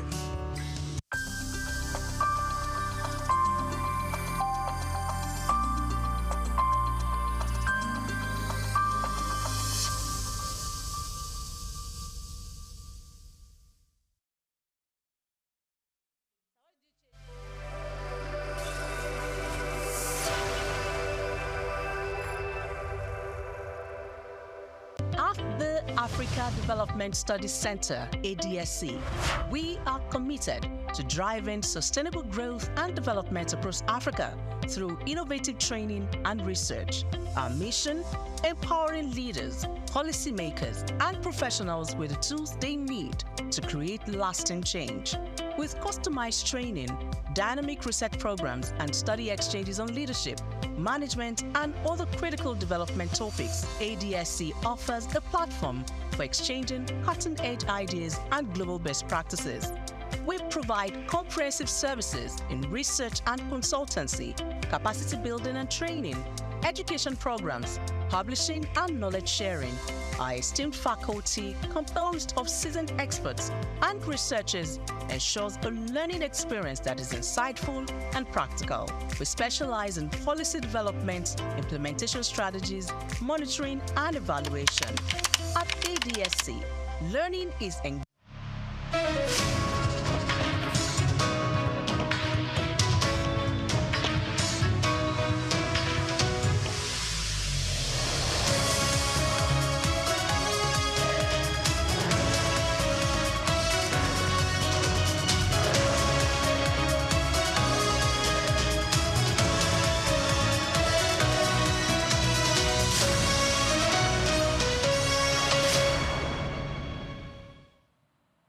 A very good afternoon to you and welcome to the World News. We are reaching you live from our studios at SOUQ News TV. We're in Priya Krumale. Let's begin with today's top stories. The federal government moves to ease rising tensions among road contractors, assuring all outstanding payments will be cleared before December ends. Still, the federal government says Nigeria has the capacity to drive innovation and economic transformation across all sectors in Africa. And President Donald Trump hosts Felix Tshisekedi and Paul Kagame in Washington to sign a peace accord. And the United States Trade Representative Jamieson Greer wants Canada and Mexico to function as export hub for China, Vietnam, and Indonesia. And in the world of sports, William Troost Ekong retires from international football after nearly a decade of service to the Nigerian nation.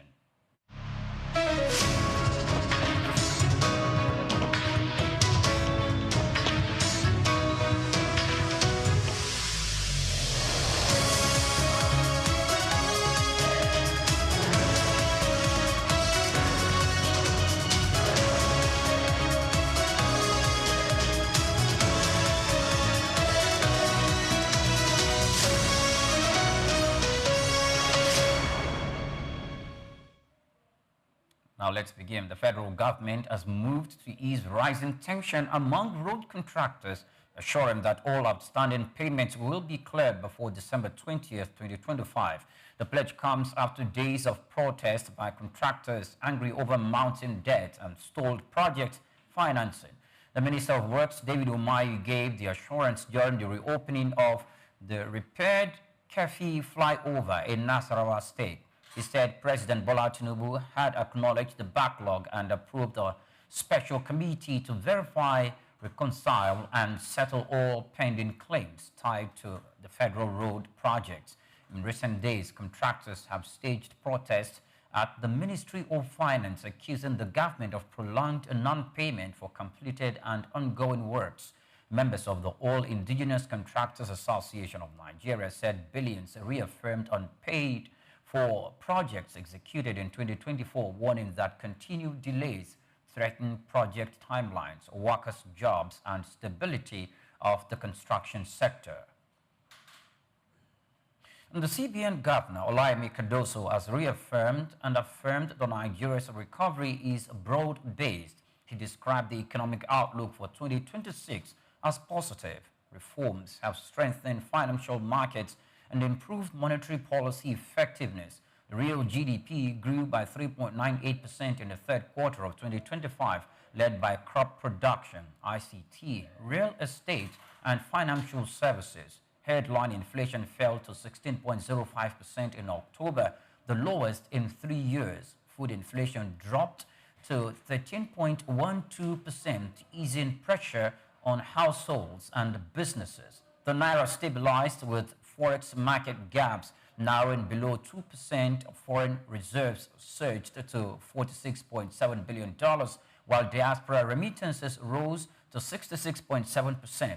The capital inflows hit $20.98 billion in the first 10 months of 2025. The Senate commended the CBN for restoring investor confidence.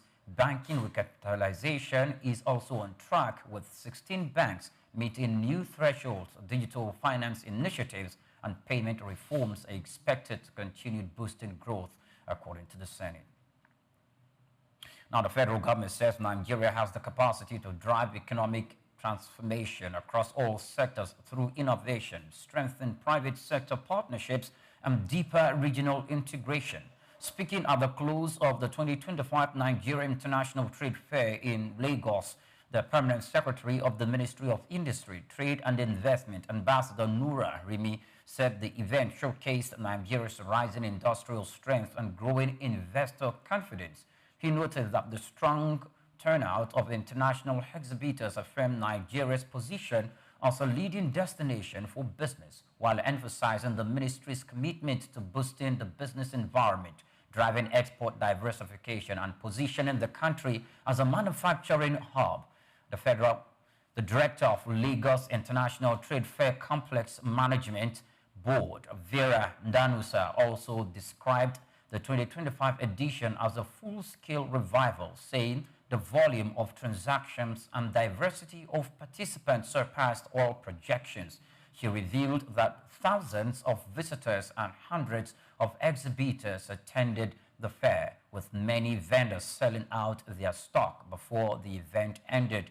Danusa added that several stakeholders have already requested early registration for the 2026 edition, signaling renewed confidence in the fair's growth and Nigeria's expanding trade potential. Now, Nigeria's agricultural sector contributed 30.5 trillion naira in nominal terms to the gross domestic product in the third quarter of 2025, marking one of its strongest quarterly performances in recent years. The crop production led the growth, generating 20.13 trillion naira, or nearly 66% of the sector's output. Livestock added 7.8 trillion naira, forestry contributed 1.63 trillion naira, and fishing accounted for 943.77 billion naira.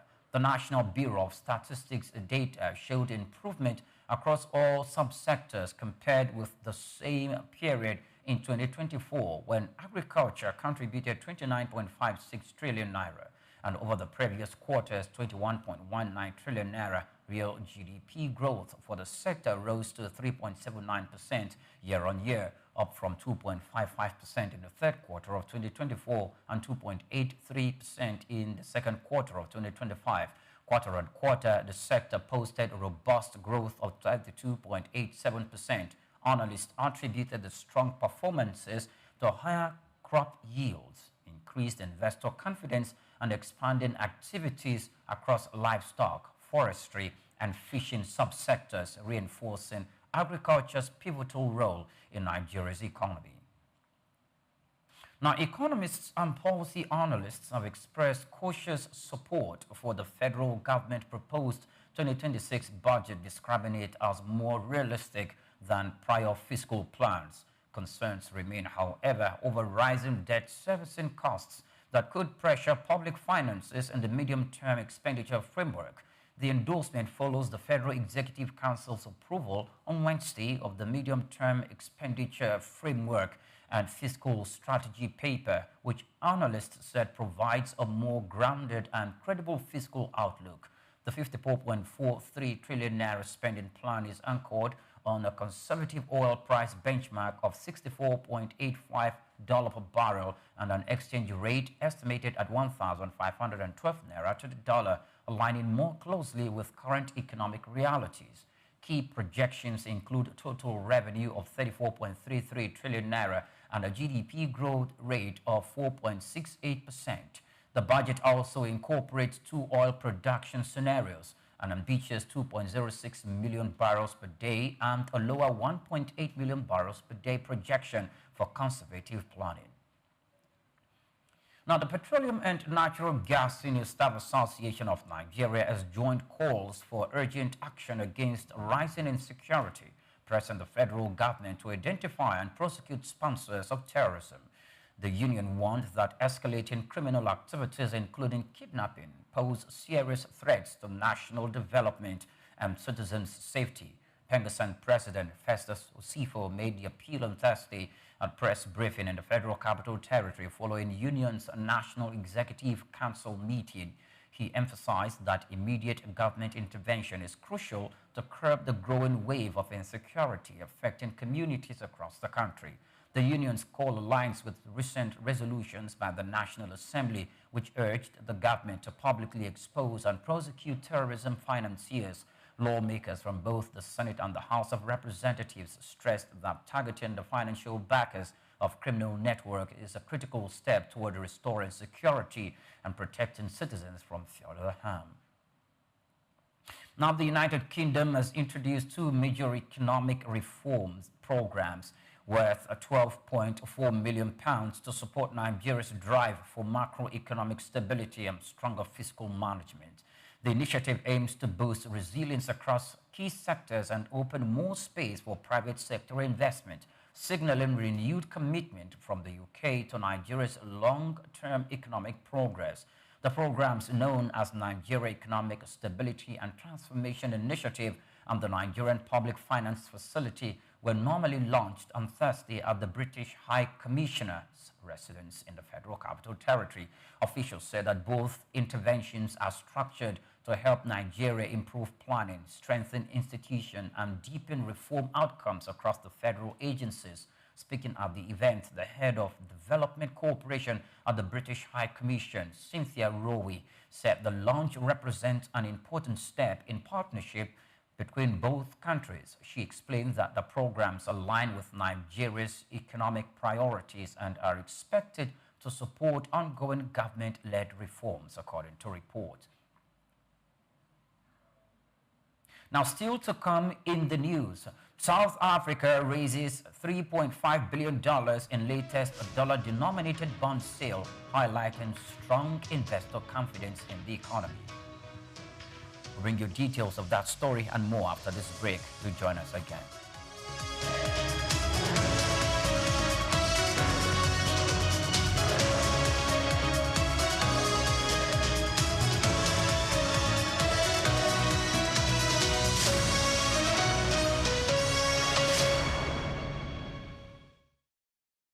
The story of Ile-Ife. Ile-Ife, often described as the spiritual heart of the Yoruba people, is not just a city, it is the cradle of identity, civilization, and belief for millions across West Africa. Located in present-day Osun State, Ile-Ife is revered in Yoruba tradition as the place where life began and where the gods descended to create the earth. Archaeological findings, however, suggest the city's origins date back to between the 8th and 11th centuries CE, making it one of the oldest continuously inhabited urban centers in sub-Saharan Africa. According to Yoruba mythology, Oduduwa is regarded as the progenitor of the Yoruba race and the first ruler of Ile-Ife. Oral traditions say he founded the kingdom, from which many Yoruba monarchs trace their descent.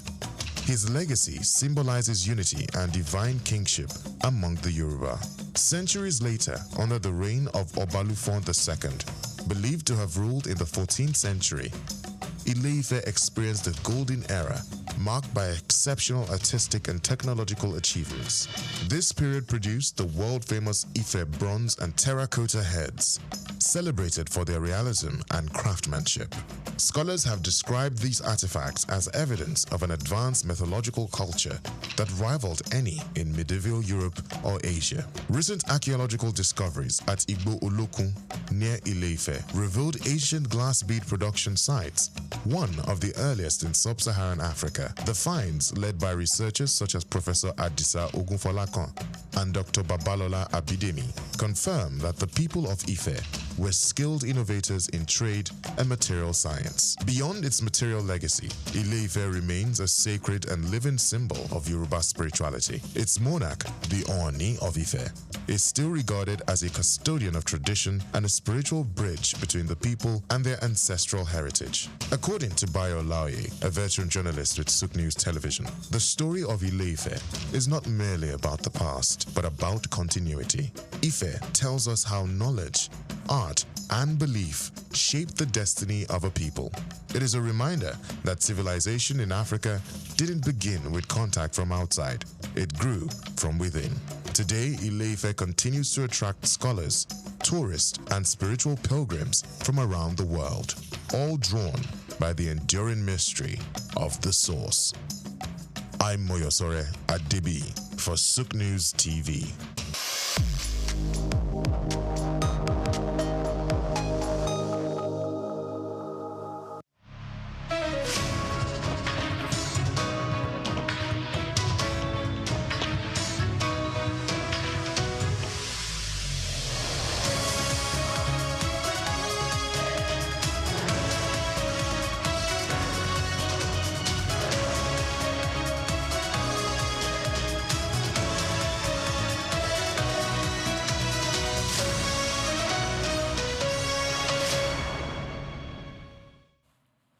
Welcome back. Many thanks for joining us. Now, the United States President Donald Trump on Thursday hosted Democratic Republic of the Congo's President Felix Tshisekedi and Rwandan President Paul Kagame in Washington, D.C. to sign a peace and cooperative deal, even as clashes between M23 rebels and Congolese forces continued in eastern Congo. The leaders reaffirmed commitments to the United States and brokered agreement reached earlier in the year and advanced plans for cooperation on critical minerals, a move seen as part of Washington's wider push to counter China's dominance in the global minerals supply chain. President Trump described the signing as a major diplomatic win, but conflict persisted on the ground with reports of fresh bombings and territorial advancement by M23 fighters across South Kivu province. The United States says the agreement recommits both countries to the peace process, though analysts warn that it does little to address the root causes of the conflict. M23, which was not present at the signing, is still engaged in separate talks and continues fighting for control of parts of eastern Congo, displacing civilians and deepening the humanitarian crisis. Critics, including Nobel laureate Denis Mukwege, argue that the deal is driven more by competition for Congo's vast mineral wealth than genuine peace efforts, while Kigali denies backing the rebels. UN expert maintains that Rwanda has operational control of M23. The renewed diplomatic push comes as Trump seeks more foreign policy wins in his second term, even as violent clashes and long-standing grievances continues to destabilize the region. Now, South Africa successfully raised $3.5 billion in its latest dollar-denominated bond sale, highlighting strong investor confidence in the nation's financial stability. The sale drew demand nearly 4 times the amount offered, signaling robust appetite for African financial assets. The government issued equal amounts of $1.75 billion of 12 and 30-year bonds, pricing them at 6.25% and 7.375% yields, respectively. These rates improved significantly compared to similar maturity bonds sold in November 2024, reflecting greater market trust and favorable borrowing conditions. Analysts note that the successful issuance will strengthen South Africa's fiscal position and support economic development projects. The proceeds are expected to fund infrastructure and industrial initiatives, while also positioning the country as a reliable destination for global investors seeking emerging market opportunities. Now, the United Arab Emirates is set to power the Gulf Cooperation Council economic growth in 2026, with gross domestic product projected to rise by 5.6%, according to the ICAEW's Q4 2025 economic insight. Strong non-oil activity in tourism, trade, logistics, real estate, and financial services, supported by population growth, a buoyant labor market, and strategic government investment under the UAE 2031 strategy, is driving the expansion. Dubai's non-oil economy grew by 4.4% in the first half of 2025, while Abu Dhabi's non-oil foreign trade surged by 34.7% to AED 195.4 billion, reflecting the UAE's growing global trade footprint. The federal 2026 budget allocates substantial spending on infrastructure, technology, digital transformation, and cross-border economic corridors, reinforcing long-term momentum and resilience against global uncertainties. The Central Bank of the UAE forecasts hydrocarbon output to rise to 5.8% in 2025 and 6.5% in 2026, while non-hydrocarbon GDP is expected to grow by 4.5% and 4.8% respectively. Across the GCC, non-energy activities projected to expand by 4.1% in 2026, led by the UAE and Saudi Arabia, with consumer spending forecast to grow by 3.5%, underpinned by strong labor markets, investment in technology, and policy reforms, fostering diversification, according to reports. Now, Indonesia has cancelled plans to retire the Cirebon 1 coal-fired power plant amongst 7 years ahead of schedule, reversing a key climate initiative intended to shift the nation's energy sector away from fossil fuels.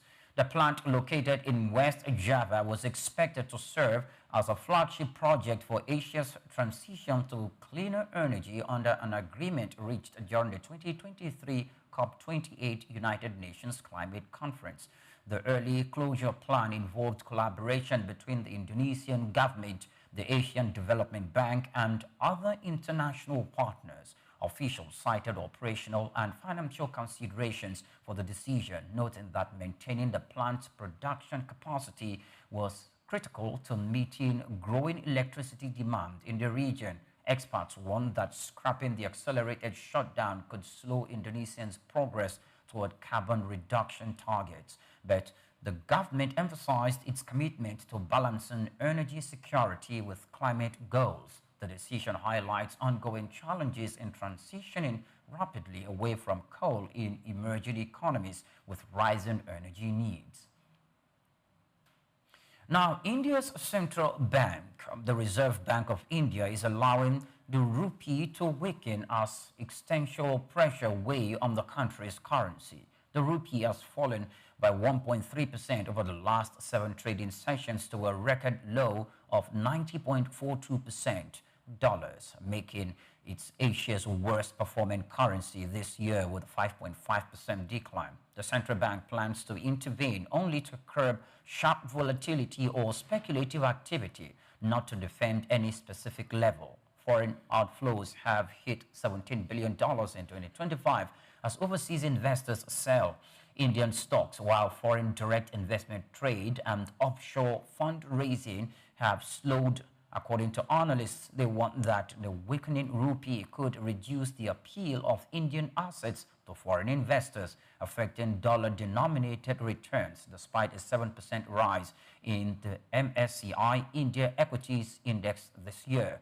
Despite the currency slump, India's economy remains strong, with GDP growing 8.2% in the July to September quarter. Officials, including the chief economic advisor, Anantha Nageshwaran, says that the rupee's weakness has not affected inflation and expects a recovery in 2026. Investors see the robust domestic growth as a potential offset for currency pressures by boosting corporate earnings, according to reports. Now, still in India, the country has reviewed a potential policy shift that would allow existing coal-fired power plants to operate through 2047, extending their projection lifespan and supporting energy security amid growing electricity demand. The proposal, currently under evaluation by the federal authorities, could influence investment in alternative energy and the pace of the country's clean energy transition. The move comes as India balances rapid industrial growth with decarbonization policy and commitments. Extending coal operations could provide short-term energy stability, but raises questions about environmental and climate targets. Analysts said the decision will affect both domestic energy markets and the international investors monitoring India's climate policy trajectory. Officials have not yet confirmed final guidelines, but industry stakeholders are closely watching for potential regulatory incentives or adjustments that may accompany the extended coal plan. Now, Asian equity capital markets are poised for strong growth in 2026 as companies in China and India plan high-profile initial public offers to attract investors seeking diversification. So far in 2025, Asia has raised $267 billion in equity capital market deals, up by 15% from 2024, with Hong Kong accounting for $75 billion and India $19.3 billion. The landmark offerings, including India's Reliance JIO platforms and China's Zhongji Innolight CO, are expected to boost volumes significantly. Investors are pivoting away from United States asset amid geopolitical uncertainties, turning to Asia's growing markets and frontier technologies for returns. The Hang Seng Index has gained nearly 30% this year, outperforming U.S. benchmarks, while India's benchmark index is up by about 10.8%.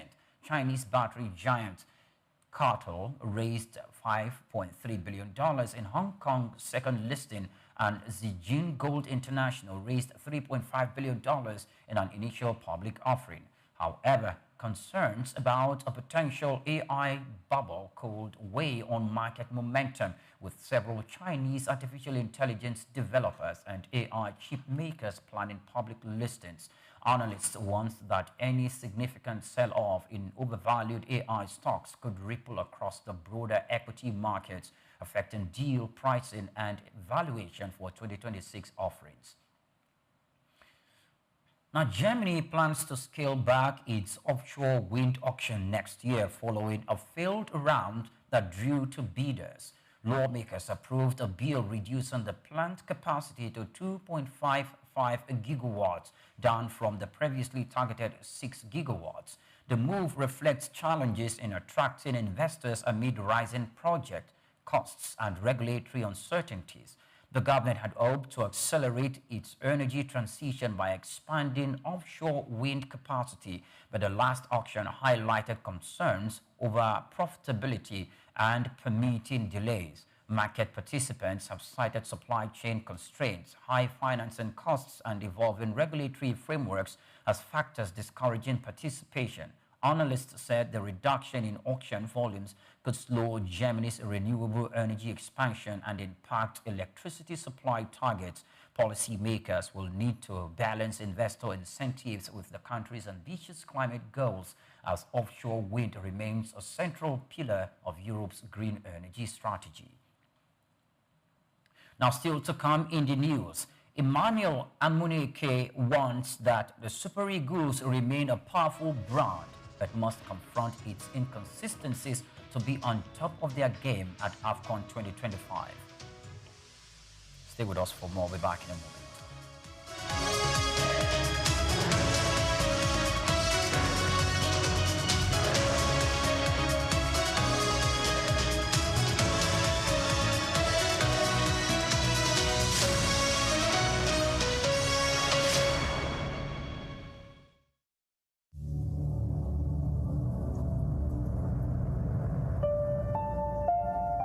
It begins with the ordinary.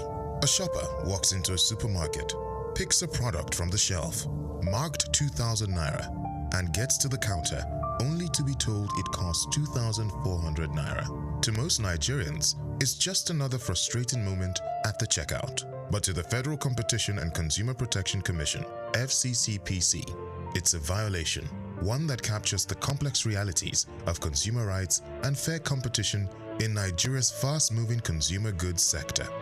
Between March and August 2025, the FCCPC recorded 1,543 consumer complaints within the FMCG sector, the second highest across all industries during that period. The complaints range from deceptive marketing and product defects to poor disclosure of terms and delayed complaint resolution. The FMCG industry, known for its quick turnover and intense price sensitivity, remains one of Nigeria's most competitive sectors. Yet, beneath its vibrancy lies a network of compliance hurdles and market pressure points. Bayo Olaoye notes in this special report that the FCCPC continues to face tough challenges in maintaining balance between regulation and market realities.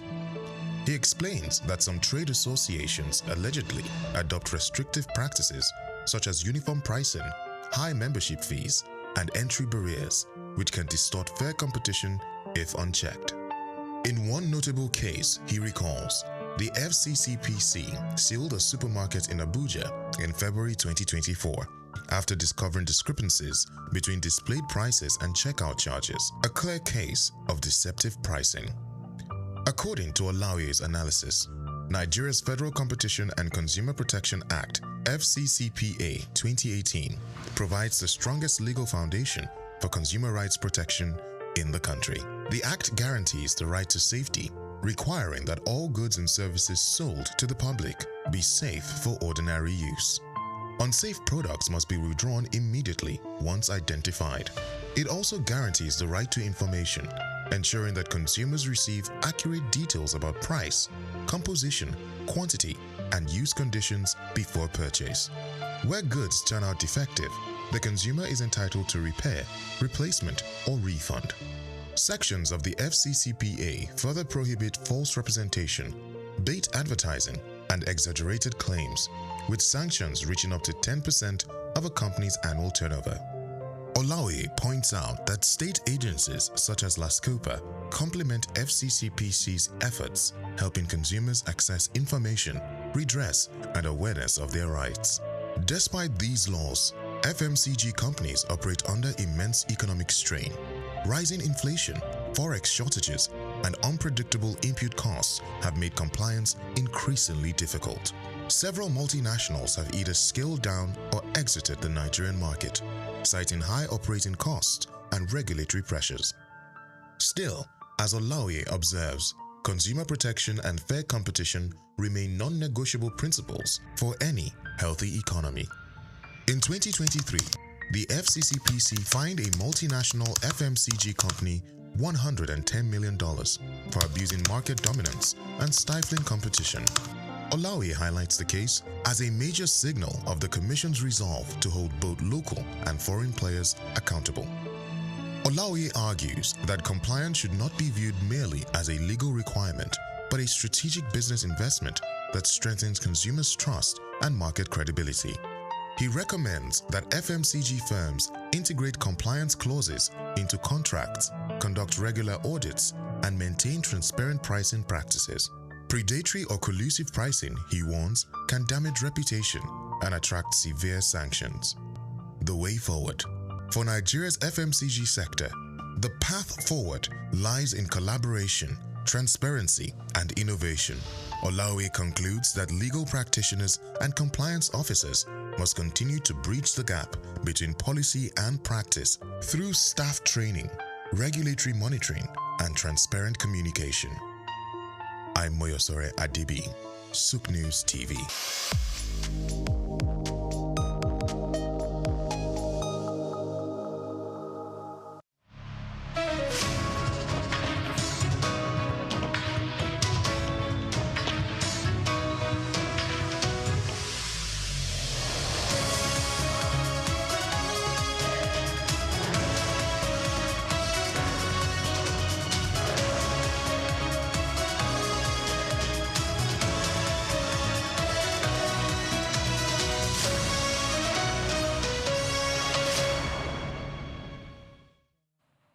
Welcome back. Many thanks for joining us on the World News. Now, the United States Trade Representative Jameson Greer stated that Canada and Mexico should not function as export hubs for China, Vietnam, Indonesia, and other countries. He noted that some companies are already using Mexico in this way, raising concerns over the effectiveness of regional trade rules under the United States-Mexico-Canada Agreement. Greer highlighted existing problems in the trade agreement he helped negotiate during President Donald Trump's first term, but said measures such as tariffs on foreign automobiles are helping address these issues. He emphasized that the agreement remains the law of the land passed by the United States Congress and continues to govern trade relations in North America. Canada and Mexico are currently the largest export destination for the United States. Greer's remarks underline ongoing United States effort to prevent third countries from leveraging North America markets to bypass trade rules, aiming to maintain regional economic integrity and protect promised domestic industries from unfair competition. Now, UK house prices remain largely flat in November at £299,892, an equivalent of $400,000, following a 0.5% rise in October. Annual growth was just up by 0.7%, the slowest since March 2024. Analysts linked the slowdown to caution ahead of Chancellor Jeremy Reeves' budget. Easing mortgage rates and raising incomes earlier in the year have not spurred buyers. Fears of tax hikes and new property levies are keeping prospective buyers hesitant. Halifax reports a wait-and-see approach dominating market activity. Economists warn that stagnation could impact consumer confidence and spending. Housing remains a key driver of household wealth. The upcoming budget will be critical for market revival of the slowdown, according to reports. Now, global equities market advanced earlier today as investors positioned for a widely expected United States Federal Reserve rate cut next week. Softer dollar trade and record high copper prices lifted European markets. pushing the SOUQ 600 higher for a second straight week of gains. The government bond markets were steady, though. Japanese yields surged after the Bank of Japan signaled its strongest rate hike stance in decades. The yen strengthened as traders unwound risky carry trades, while United States Treasury yields hover near recent highs ahead of the Federal Reserve's referred inflation data. Markets are pricing at a 90% chance of a quarter-point cut by the Federal Reserve despite internal resistance among policy makers. Investors are now focused on whether the Bank of Japan and the Fed will move only once or begin a broader policy cycle, with inflation, labor data, and commodity prices shaping expectations for early 2026. Now, the European Union is fast-tracking investment in rare earth, but experts say that the action is 10 years late. Boliden CEO Michael Staffers called the €3 billion plan a small step. He warned it is insufficient for independence from China, which dominates over 90% of processed rare earths.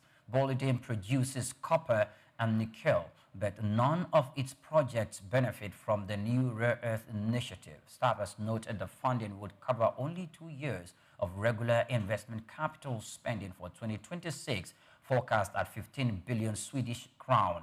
Other European industry leaders echo same concerns over strategic gaps.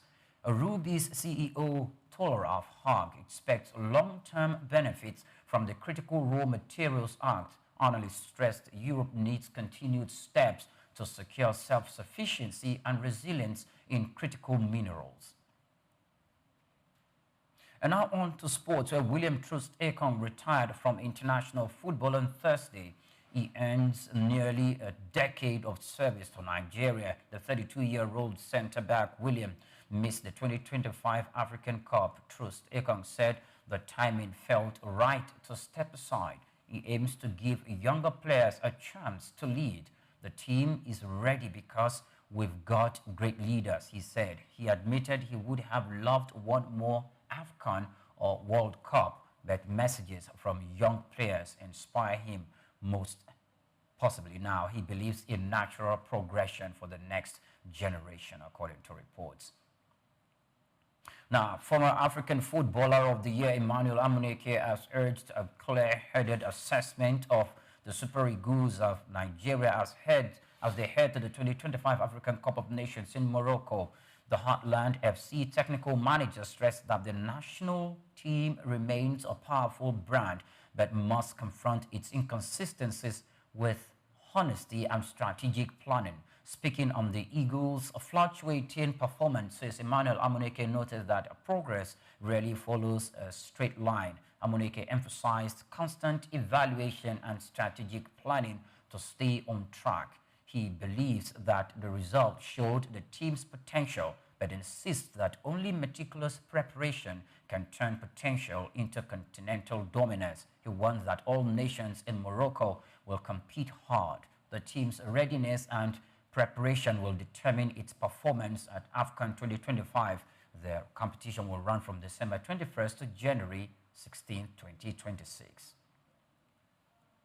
Now, the federal government moved to ease rising tension among road contractors. That'll be on our top stories as we hand the news, and the payment will be cleared before December.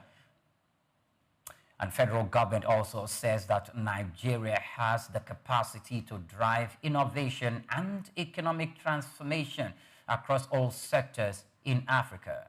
And President Donald Trump hosts Felix Tshisekedi and Paul Kagame in Washington, D.C. to sign a peace accord. The United States Trade Representative Jamieson Greer wants Canada and Mexico not to function as export hubs for China, Vietnam, and Indonesia. And in sports, we are told that William Troost-Ekong retires from international football after nearly a decade of service to the Nigerian national team. Many thanks for watching. Do well to follow us on all our social media platforms on SOUQ News Television. I am Oyinpriye Krumale. Good afternoon.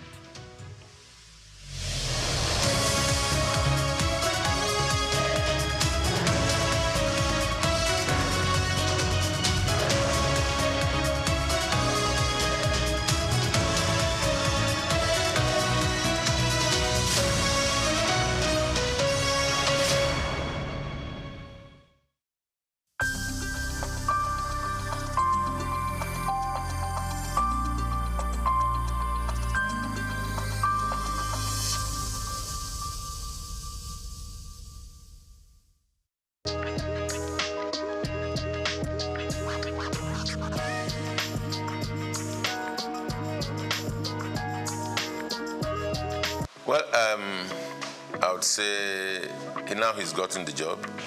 If this question had come before now, I would be able to say that I do not think we need him. But he's there now, so all we need to do is see what best he can do or what best we can do to support him to succeed. Now, going by his previous records, going by all that he's achieved in sports, ordinarily one wouldn't have said he's the best for the Super Eagles at this time. But here we are. Decision makers have made their decisions. They've taken the decisions. We can only talk, but they already have their way. Well, I think his assessment will start when he starts playing games. He's not had any game with Nigeria, so we can't assess him. But going by his previous records, I don't think he would have been the best for Nigeria at this time. Not against other homegrown indigenous coaches who have had better records within and outside Nigeria. On a scale of 1 to 10, I don't think Shele will fit in at any point. But of course, having him been appointed, all we need to do is give support and see the best that we can get from him being Nigerians. And of course, at all times, irrespective of whatever decisions are taken, we want Nigeria to excel. Because in Nigeria's excellence, we are proud. In Nigeria's excellence, those of us that are in the media and sporting media, to be precise, we can do business. If Nigeria is not winning, the biggest brand for Nigeria is the Super Eagles, sports-wise. So if Nigeria is not winning, if Nigeria is not making waves, then we don't have business to do. So it's in our interest that he succeeds. So to that extent, I would say yes. But looking at his appointment, I think it's just a part of the over-politicization of the sporting industry. Power show by the immediate past president of the Football Federation, Melvin Pinnick Amaju. Having failed in his 2 terms, continues to transverse the terrain to show he still has power. And of course, he brought Shele. And of course, the Gusau, the incumbent president of the Football Federation, has to listen to his master. So his master's voice, that's what we're experiencing.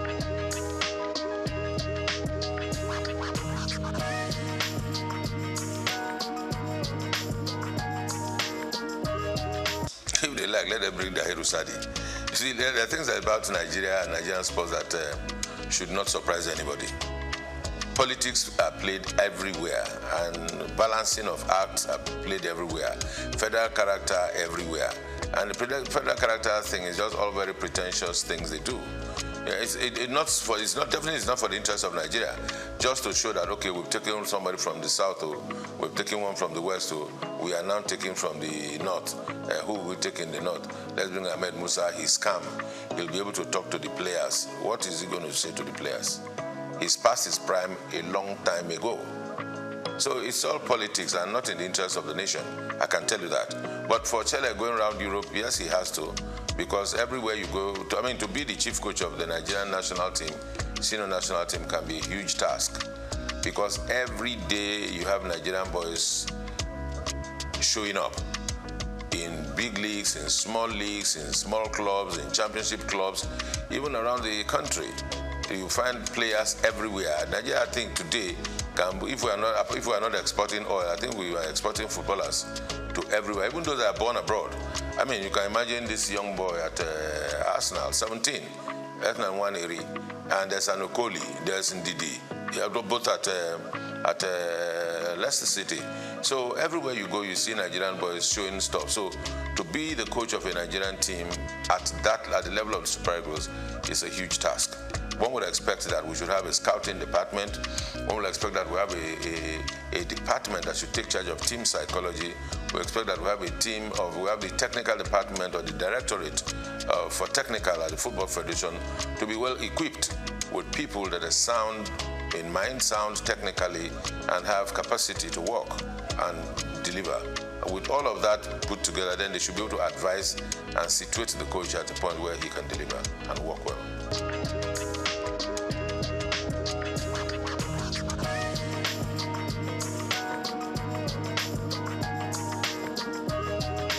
Well, you see, I said yes, because I've been one of those that have always been clamoring that there's need to have a National Sports Commission. Now, having a National Sports Commission that is populated or that is headed by politicians, it's neither here nor there. It may not take us anywhere. We need to separate our sport. Yes, sports, you cannot do away with politics at some level. But in terms of the administration, in terms of the management, in terms of the execution, there's need to be able to separate sports and politics. In the days where we held sway in sports, where the National Sports Commission functioned effectively, all of those that occupied the position as Director General, as directors in the then National Sports Commission, were professionals. If you recall from the days of Abraham Odia, Awotro Eleya, and of course Isaac Akioye, that laid the structure and foundation for a proper National Sports Commission just after the All-Africa Games, was a thoroughbred professional from the University of Ife. And there are other such professionals all about this country. And you need to ask, if we are not able to seek and give these people jobs and give them tasks to deliver, we always will go look for political loyalists to put in positions so that they answer to us. Politics is just, to me these days, it's more like a window for public relations for political parties and individuals that are into politics to express themselves, or maybe also at the same time also reward loyalists. That's what we find. So in terms of the technicalities on administration and management of sports, in its true sense, we're still very far from it.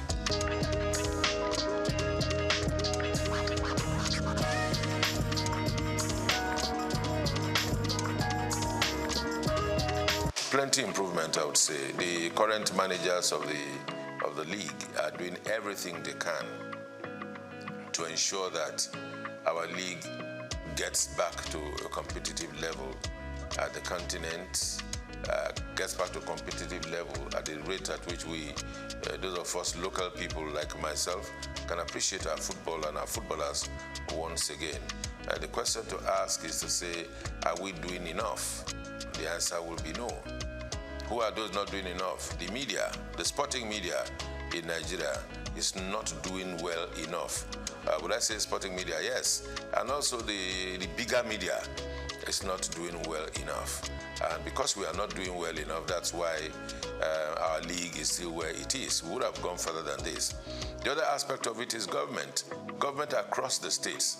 Football business is supposed to be good business. Football business is supposed to be run by private individuals and clubs. There's nothing wrong to say that the people of a particular state cannot run a football club in conjunction with other private individuals who will be stakeholders and are interested in the promotion of sport and football in the sense that we're talking about it now. But what we have is that we have state governments